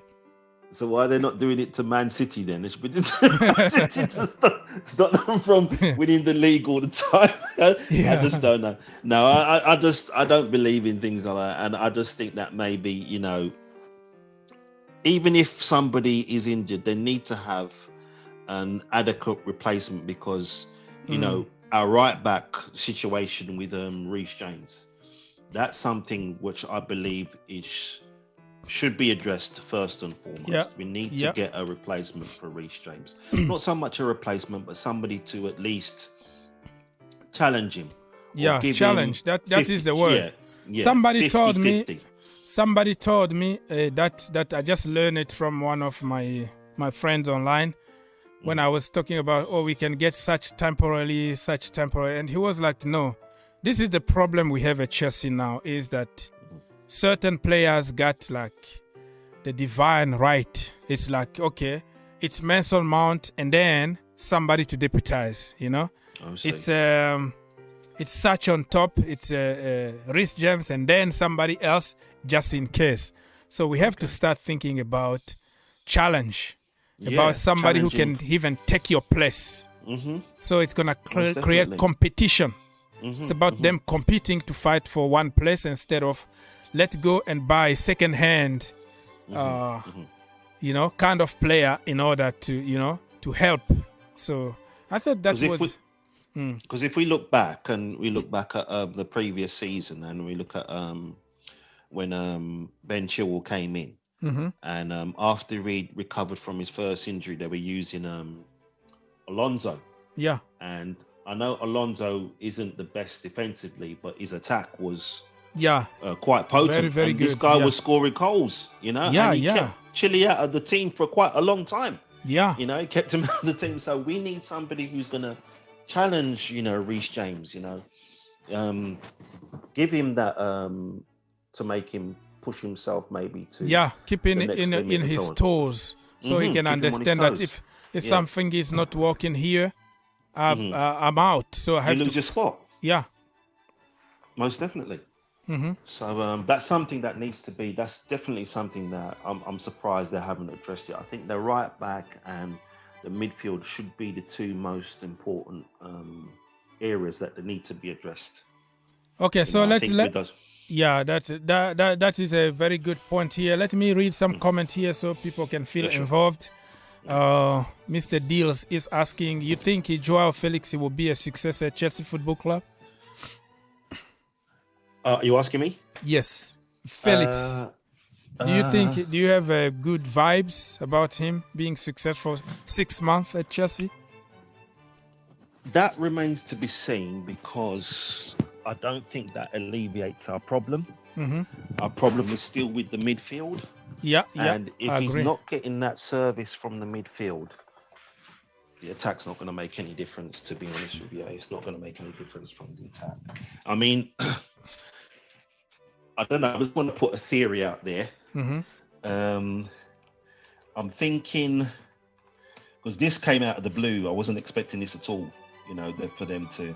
I thought it was mainly Arsenal and Man United who was going for Felix. And I think Todd Bowley's been left with a bit of egg on his face. Yeah. Everything that's come out in regards to this deal with Enzo Fernandez. So he's probably had to do something to try and get the supporters back on side. So he said, all right, let me go for this Joao Felix. If we reach a deal and bringing him, I think he'll bring something. I think because he looks okay, he looks good, and hopefully he'll be more direct, no more of this backward passing, and he'll take players on, at least take a shot, even if it goes wide or it hits the post, it will do something. And that's something that we need. That's definitely something that we need to inspire the the supporters and stuff like that and so on. Get them cheering the team on and things like that and so on and so forth. Mm-hmm. So I think he'll be good, but we need to address the midfield. That's what needs to be done. That's my opinion. Yeah, we have to address other area too. So yeah, me too. I'm skeptical, but I don't make decisions. I'm gonna just support him and hype him if I have to for the banter. I have just to support it. Let's wait and see. 6 months is a short time. It's true. And he need to just hit the ground running. If you're coming with 11 million fee for 6 months only, with that kind of money we can get Marcus Thuram, because he's going to cost 15 million only. Okay. We can get a solid player somewhere, but we're paying for you on loan. So expectations are going to be high. Yeah. You have to do it now. So let's wait and see with the pressure and everything. And if he does good, I think Chelsea are going to consider to start talking about signing him. Buying him on a permanent, yeah. True, probably. There's no option to buy, but it's going to be a very good ground to start negotiating because he's been already at Chelsea. So, yeah, I'm not too sure too. Mr. Deals, you got your answer right there. Let's wait and see what's going to happen. So let's go to another question. Let me see which one. Felix. Thank you everybody for stopping by. Don't forget to like, subscribe to the new channel. And my brother Andrew, if you have something to do at home and you want to leave, don't feel bad, my brother. I'm still here for a little while. Okay. Because my army are not there yet. I have to go pick them at some point, but I'll drag them over, don't worry. So yeah, so I'm here for a while, but don't feel bad. You've been such a help, even calling and keeping me company. Probably I was going to quit already if I had nobody to help push this. So people, don't forget to like, subscribe, and all the good stuff. Another question here before we start wrapping up the show. Somebody said, last I heard, we are trying to sign. Oh, who is Charles Taylor, Ishmael Ado, and Bernard Dada? Are you like? This is a banter, right? I've never heard of these at all. I think he's talking. Yeah, he's just being funny here from Accra, Ghana, or from the Ghana League or something. Okay. Oh, Heart of. Okay, sure. We're gonna sign everybody, bro. Don't worry about it. Okay, Mr. Kanyile said that I'm from South Africa and I will be the GOAT at Chelsea. What part of South Africa are you from, my brother? I could even tell by your name.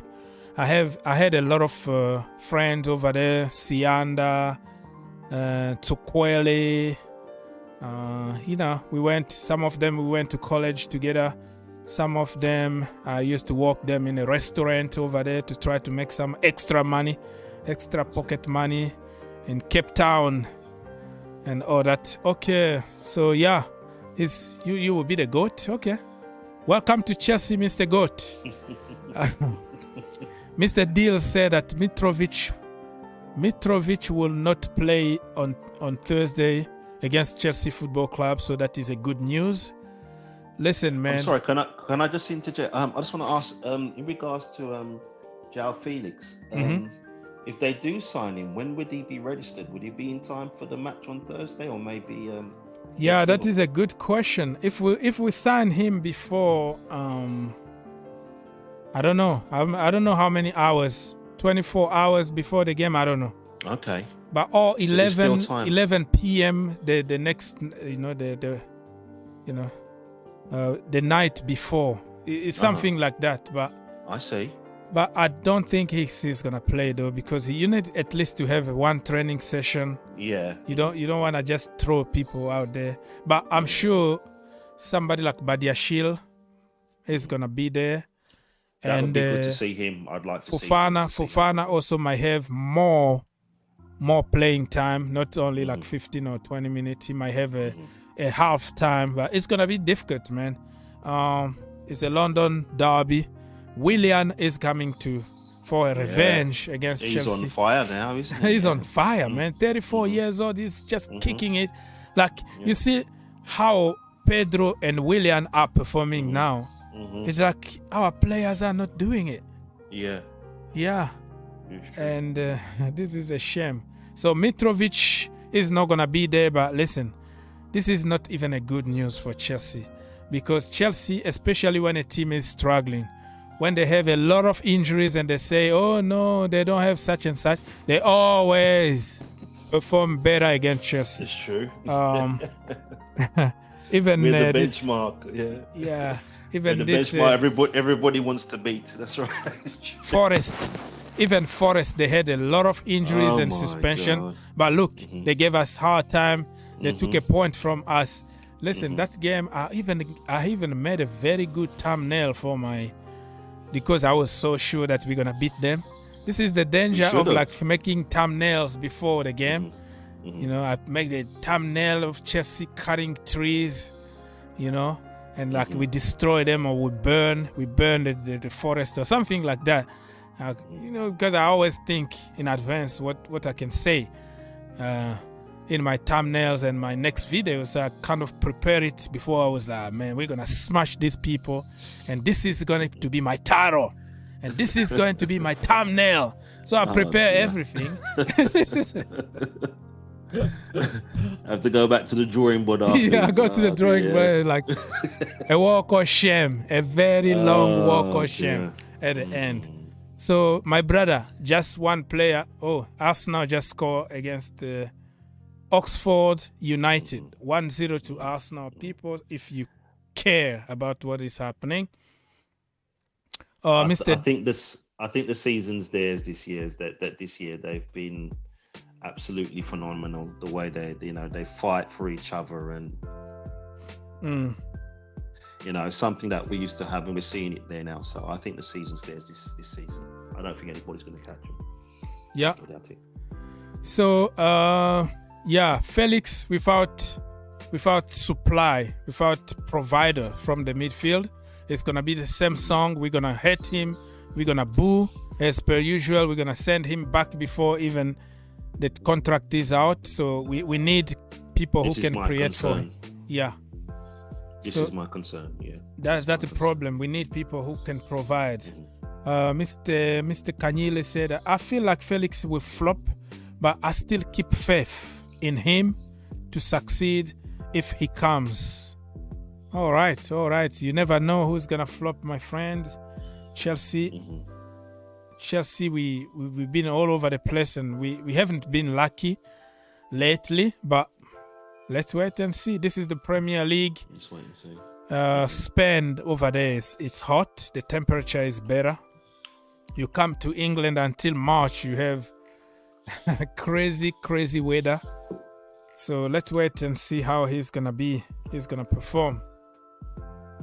Oh man. All right, Augs, I'm going to let you go now. So it's been a pleasure speaking to you for such a long time. Thank you so much, my brother, for helping. Much appreciate your help as always. Tomorrow we're going to be back here if you have time. But peace and love to the family, my brother. Yeah. God's blessing to you all, my friend, and you take care. And take care, man. Everybody subscribe to the channel. You know, here we go. Thumbs up, and come over to Soccer IQ. Soccer IQ, people. You heard it. IQ. This is where we're gonna be doing our live streams. But GFC still there with some videos. The green turf. We're gonna find, a way to make everything tick together. But thank you so much. You take care, brother. Take care, man. But all right, so Andrew is gone. I'm still here for a few more minutes to kind of check on breaking lines, breaking news, and also answering few of your questions before I leave. You can also jump very quickly, just like my brother Andrew did. You jump, you call, you give your opinion. We conclude the show. We say goodbye, shake hands, see you tomorrow, all the good stuff. This is a new channel. I need your help. You have to subscribe if you haven't, because I need you. We are growing. We got more than more than 20 people in this stream, but we're still looking for people to help us get to 200 subs. It's gonna be a good number, huh? Good number. Okay, what else? Let me read some of your comments here. Arsenal 1, Oxford 0. So Arsenal are gonna avoid a replay so far. Mr. Deals, I think that we are playing Ziyech in the wrong position. He should play as a cam. Okay. He should play behind strikers. Okay. That way he was successful at Ajax. He was switching position from the sides to the inside and all that. Hakim Ziyech really need a free role, where he can operate magic. So I got your point. But he also need help. He need the midfield to be strong. He need other people around him to be strong. He need the right system. And he need a free role to cook. I agree.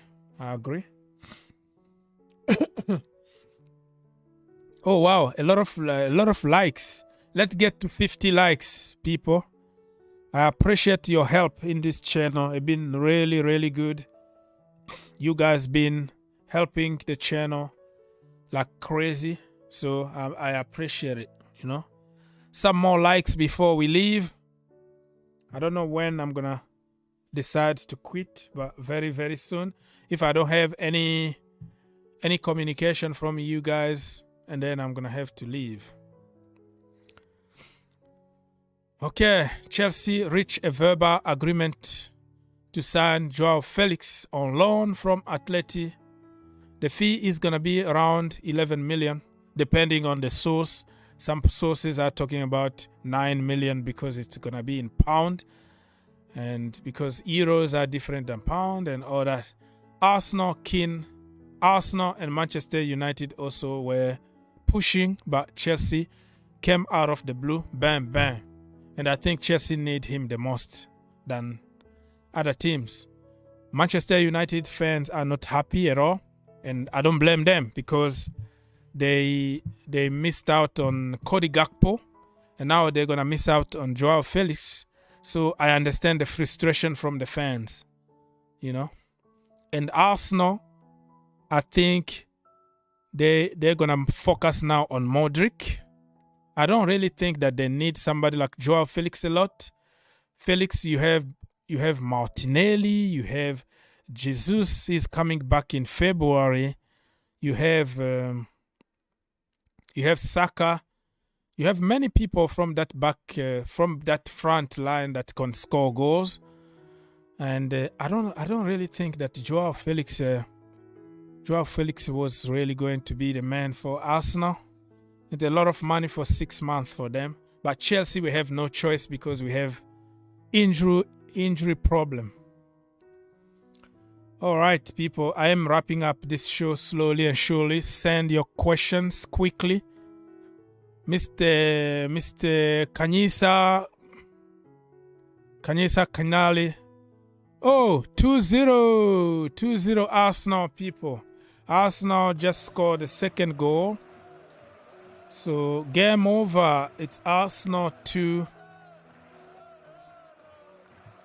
Oxford 0. Let me go and read some questions here. I still don't believe Arsenal will win the league. They are in a good position to do it. It's going to be difficult because they have to play City twice. They have to play Chelsea. By the time they play Chelsea are going to be different. They have to play Tottenham Hotspurs. The first game is going to be a London derby very, very soon. I think this weekend. So they have some tough games. They still need to go to St. James Park to play against Newcastle, who are pushing for top 4. They still need to play against Good Evening Unai Emery, who we know has some unfinished business with them. And they still have to play some tough games. But listen, every point counts in this moment. You know, every point counts. Mr. Deals said that Arsenal fans are very upset right now. They really wanted Felix, but Chelsea showed them who is in charge. Okay. I think Manchester United fans are more upset than Arsenal fans because Erik ten Hag is not getting his target. He wanted Cody Gakpo. They didn't get him. Now he didn't get Joao Felix. But Arsenal still has a chance to get somebody like Mudryk. So kind of, yeah, they're just waiting. They're just waiting. Thank you so much, Mr. Obrisi DK. Much appreciated, my friend, for being here. God bless you, my friend. We don't have to agree on everything. We just have to respect each other. Football is about opinion. If we have to agree on every single issue, and then it's gonna be so boring. We're not gonna even have a show. If you have to agree with me all the time, or I have to agree with you. We just keep it respectful. You give your opinion, I give mine. We're still the same family. You know what I mean? Thank you for stopping by, my friends. God bless you. All right. Anybody has any breaking news for any team?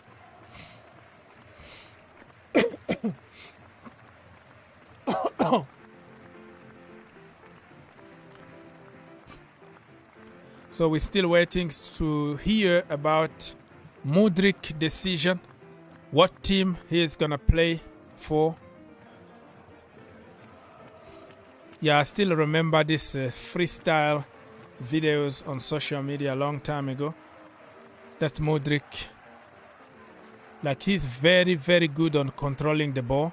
You know, the first touch is great. The dribbling, the pace. The guy looks good, but let's just wait and see what's going to happen in the Premier League. Mudryk freestyling football is amazing. Now, I don't think he's going to have enough space in the Premier League to do the tricks and flicks. So, let's wait and see. All right, my people. Slowly and surely, I'm getting tired already. I need comebacks because my friend bullied me for supporting Chelsea. Well, we've been bullying people for years, so if they bully you for 1 year, it's not a problem. It's a process, and when we start beating people, it's gonna be for a long, long term. Tell them, okay, see you tomorrow. Okay, see you tomorrow. It's okay in life sometimes to go a little bit backward in order to progress. So I don't think you should be so upset about your friend. It's banter. We give them hard time. They have the right also to give us hard time. You know, you have to be able to take it if you give it. You know what I mean? So, I don't know. I don't know where he's gonna sign, my friend. So this guy here, I don't know who he is or what source it is. The priority for Arsenal is to sign Mykhailo Mudryk. And 20 minutes ago, he says here, Arsenal and Shakhtar are on the verge of agreeing a deal for Mykhailo Mudryk. Discussions now around the ratio of the transfer and the bonuses of the deal. Arsenal want 30% of the fee to be paid immediately, and add-ons. Shakhtar want 20%. What that mean? I don't know. But the structure of the deal is gonna be sorted out very soon. Okay, so this guy, the same guy, repeating the same thing over and over again here. So yeah, I think he's gonna sign for Arsenal and not Chelsea. Chelsea were thrown in the conversation just to try to get some more money from Arsenal. I don't think really Chelsea were very serious about this deal. And even that, Mikhailo mind was already set for Arsenal. He was watching their games. All the posts on Instagram is about Arsenal, Arsenal, Arsenal. So yeah, let him go, man. Let him go. And Chelsea need to go for Leao or somebody else. Okay, people, I'm reading some of your comments here before I leave. Feel free to call us. The call is always free for everybody.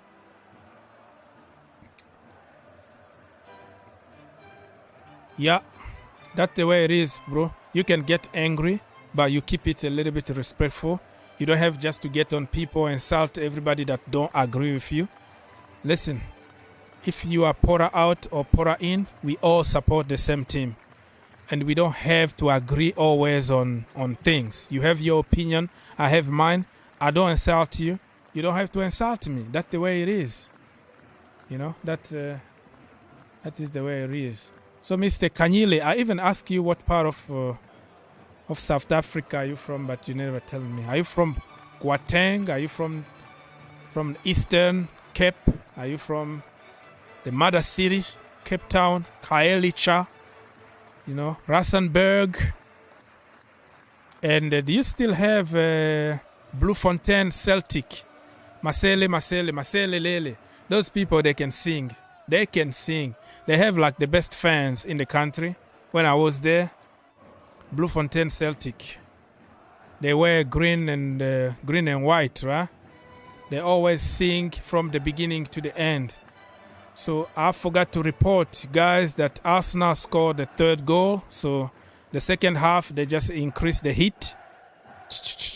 They increased the heat a little bit. They turn it up. And then they are winning 3-0. Game over.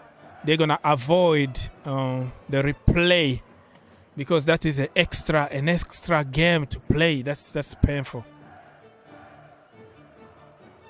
You're right. Do you know the number of times I have disagreed with you, but you speak the fact. I don't wanna hear. Yeah, that's the problem. You don't have to agree with me. You have your truth. You have your fact. I have mine. It's okay not to agree, but it's okay to be respectful and listen to other people. The problem is some people come here just to insult you because they just want you to repeat what they want to hear. No, that is not what I learned, people. Here in America, people have the freedom of speech. I'm respectful. I didn't insult you. It's okay, you know? So that's the way it is, my friend. It's okay to disagree, you know? By the way, I am going to plug myself a little bit here. This is my page on social media. Instagram, Twitter, the same. Green Turf or at the Green Turf 2, as you can tell clearly on your screen right now. I always follow people back. Everybody that follows me, I always follow people back. I don't have any ego. Oh, I have a big account. Oh, I have a YouTube, blah, blah, blah. And you act like if you are better than anybody else. No, nobody is better than anybody. We are all the same people, okay? We are brothers and sisters here. You follow me, I follow you back. Let's grow the community. That's me. And that's why you always have a telephone open for everybody to call for free. Free, yeah? No super chat ask, no membership ask. It's everybody. Open bar. Click, call, you are in. Load of sharing. You are from Gauteng, Johannesburg. I never really lived in Johannesburg a lot. Probably 1 week to visit friends from Cape Town. I used to take Mango. You know that company, that cheap company from South Africa. It's just like EasyJet or something in Europe. So it was like easier for me to take Mango from Cape Town to Johannesburg than take the bus, city to city, or whatever company back then when I was there. I don't know if the company is still there. Oh, and load shedding. Okay. People, I am here for the people, and don't forget that I ask you a question here to tell me if buying Joao Felix or loaning him for 6 months is gonna be a good deal, a bad deal, or you're not sure. You don't know if it's gonna work or it's gonna flop. So I think 60% of people said it's going to be a great deal for Chelsea. 10% said it's a bad deal, and 28% of people are not really sure about it. I think me and the 28% of people agree, because I don't know. I can't really tell. I can't really say it's going to be a good one or bad one, because I've been so skeptical. I've been disappointed in the last few years with every single transfer. So I'm like, yeah, let's wait and see. So get in the comment, and also you can vote before I leave. I would like to know your opinion about it. Thank you so much for helping the channel. We are growing and growing and growing. Thank you so much, Mr. DK. Mr. DK, where are you calling from? Where are you from? Are you from Niger? Are you from Jamaica? Or are you from Minnesota, Arizona, or California? What part of the country are you from, my brother? Listen, I didn't expect many people today to watch this this show, but I am really surprised and humbled by your love and support. Much appreciated. Let's keep going. Let's keep going.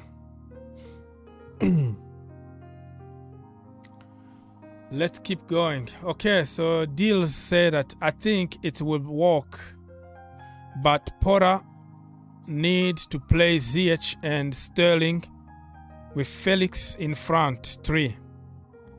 That link up will work. Okay. Sterling is injured at the moment. Hakim Ziyech, yeah, and also Felix in front. Oh, front 3. Wow. What if they don't have supply? What if nobody from the midfield is giving them the ball? It's gonna be the same odds, right? Same odds.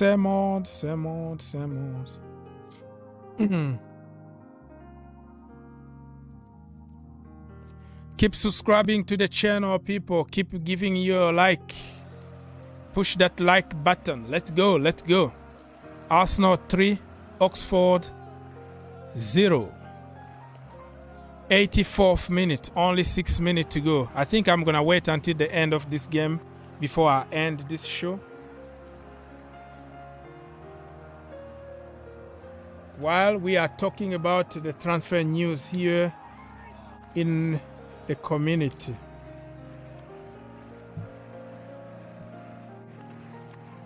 Community service. Let me charge this computer here, this laptop, because it's going down if I don't charge it. Now it's cool. All right, let me go and read some of your comment here.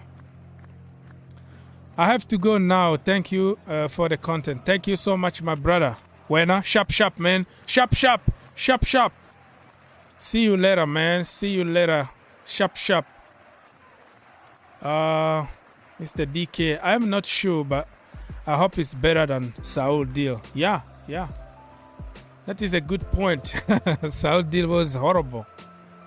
Saul deal was really horrible. Yeah.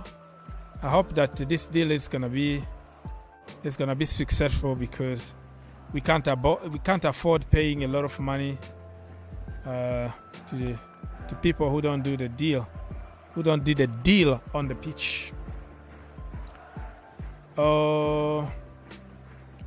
You can't wait for Kanye Kanye. You mean Kante, right? N'Golo Kante, not Kanye. So I can't wait for Kanye to come back. Kante, you mean? So Jorginho can stop starting for Chelsea. Jorginho 5 just passes the ball backwards, sideways. Okay. Well, but if Kante comes back and Jorginho's still there, I think the manager is going to be tempted to play them together because he knows Kante is going to protect Jorginho, you know. So as long as Jorginho's still there, I'm still afraid that he will have playing time. Until he leaves, nothing is sure. Nothing is sure. Because it's almost impossible to bench him. He's a nice guy. And people love him. So why would you bench somebody like Jorginho? You know what I mean? So Joao Felix, really, the deal came out of the blue. You are from Chicago. Listen, what part of Chicago are you? I lived in Chicago for 3 months. I couldn't take it anymore.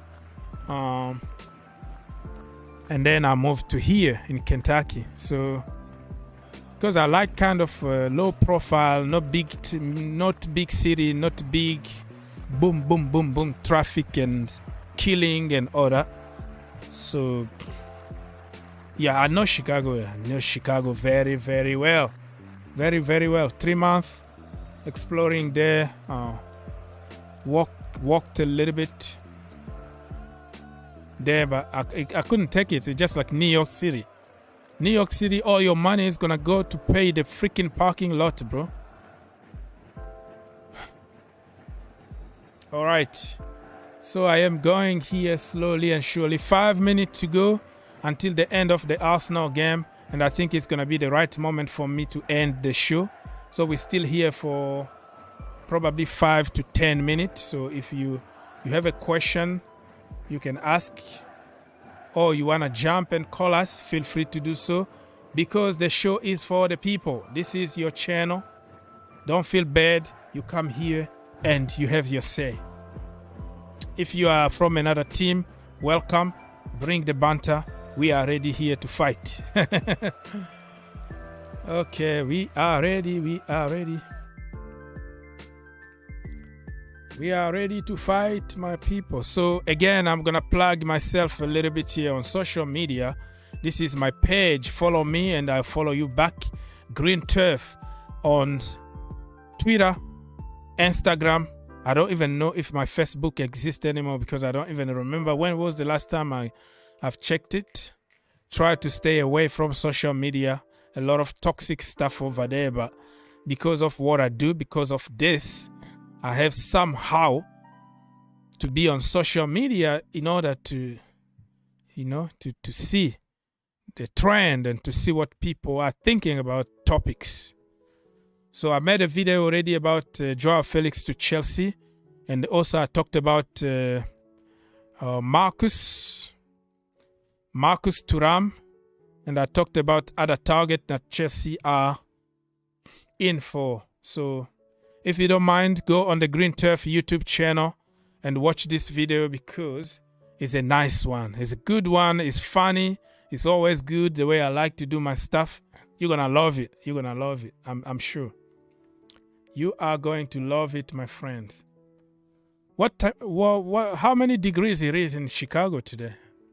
It's still snowing. The windy city still snowing. Okay. Slowly and surely, we are going to close this stream. We're going slowly and surely to the end of this stream, people. So you have to take advantage of this time to ask your last question. And we're going to try to answer.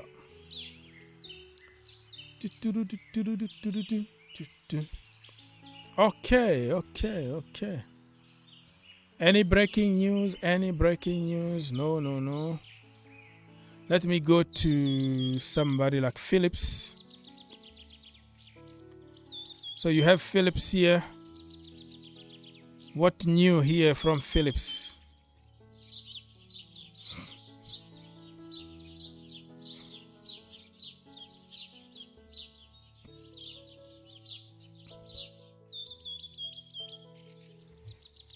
Okay, so Phillips is just reporting about Joao Felix.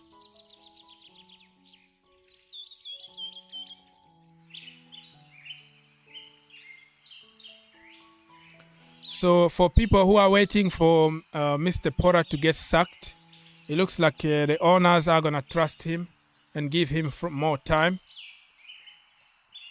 Porter returned immediate support, concerned some players not buying into his philosophy. Yeah, some of the dinosaurs in that dressing room, they don't want to go. They don't want to change the philosophy. They want the game to be played the way that fit them. So yeah, you're gonna always please certain players and also get in trouble with certain players. So every time you change the philosophy.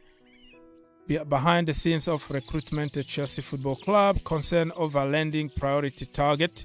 Yeah, if Chelsea Football Club don't qualify for the Champions League, probably it's gonna be very difficult to get somebody like Leao. But who cares, because you already got, if you got Marcus Thuram already, okay? And you got this Joao Felix guy, and you already got like Nkunku. Who cares, you know? Nobody cares, right? You already have a core of good players that you can build from.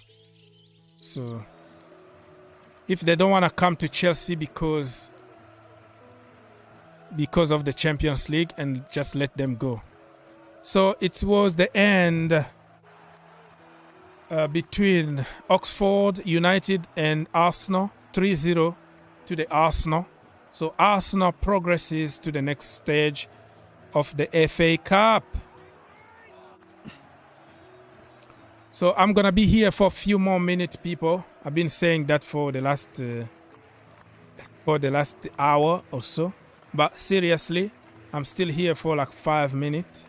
I'm going to read your comment here and then try to leave. Mr. Deals said that, I don't know why Koulibaly is struggling like this, but I will give him more time and hopefully he improves. Okay, I'm going to give him time too. Aurora, yeah. I'm going to give Koulibaly time. 42 degrees. That's not that cold. That's not. In my location, it's about 37 or something, but it's still good compared to the minus degrees that we just had. So that is just kind of warm for me, but you understand that it's still very cold. But compared to the temperature that we have here. Okay, so my brother DK from Illinois, Chicago, he was in the house. We also had Mr. Deals, Dandy Deals. And then we have so many people. Kanyisa from South Africa. We have my brother Andrew also called early on. We had so many people today supporting the channel, asking questions and all that. So much appreciate it. Okay, don't forget to spread the news, because there are so many people who are used to the other channel, the GFC channel, and they don't know what happened to us. Few days now that we're not there for live streams. We are trying to transition to this new channel. It's gonna be live streaming only in this channel, so we don't mix up stuff. So you can share with your friends, you know, tell them we are here. Okay, we're not going anywhere. Both channels, the Green Turf and GFC, you're gonna find excellent content over there. Just taking a break from doing calls over there just to build this channel. But yeah, that's the way it is, my brothers and sisters. Okay.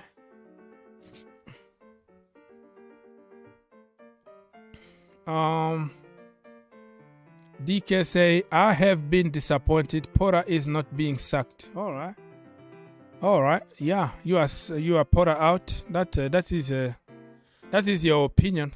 I still give him this season until the end.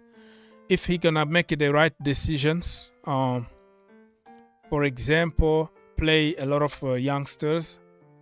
Don't be afraid, because There's nothing to lose here. Okay, just give them an opportunity. I can give him a little bit more time. Yeah, I'm okay so far with them, with Mr. Porter, as long as he can make the right decision. I didn't choose him, you know. He was imposed to me, and I have to support everybody that work for me. You know, if we go for Ole Gunnar Solskjaer, I was going to support him, you know, because I support people who play or who work for Chelsea. That's the way it is. It doesn't mean that I sacked the other guy. You know what I mean? So I think no breaking news here. I'm going to just remind you, Mikhailo Mudryk to Arsenal is loading. I think Arsenal are pushing. Maybe in the next days or hours we might hear something. And Felix, we might, you know, it's trending right now. Chelsea are going to get him. And Westgos, how you pronounce it? The Dutch guy, very tall. He's getting closer and closer to signing for Manchester United. So we're going to have to wait and see what's going to happen. So yeah, that's about it, man. That's about it. There is nothing really to report here. Let me double check on something very quickly. Let's check on this account here and see.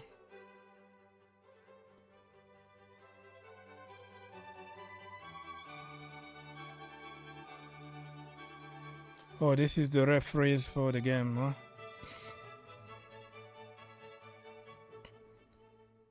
Okay.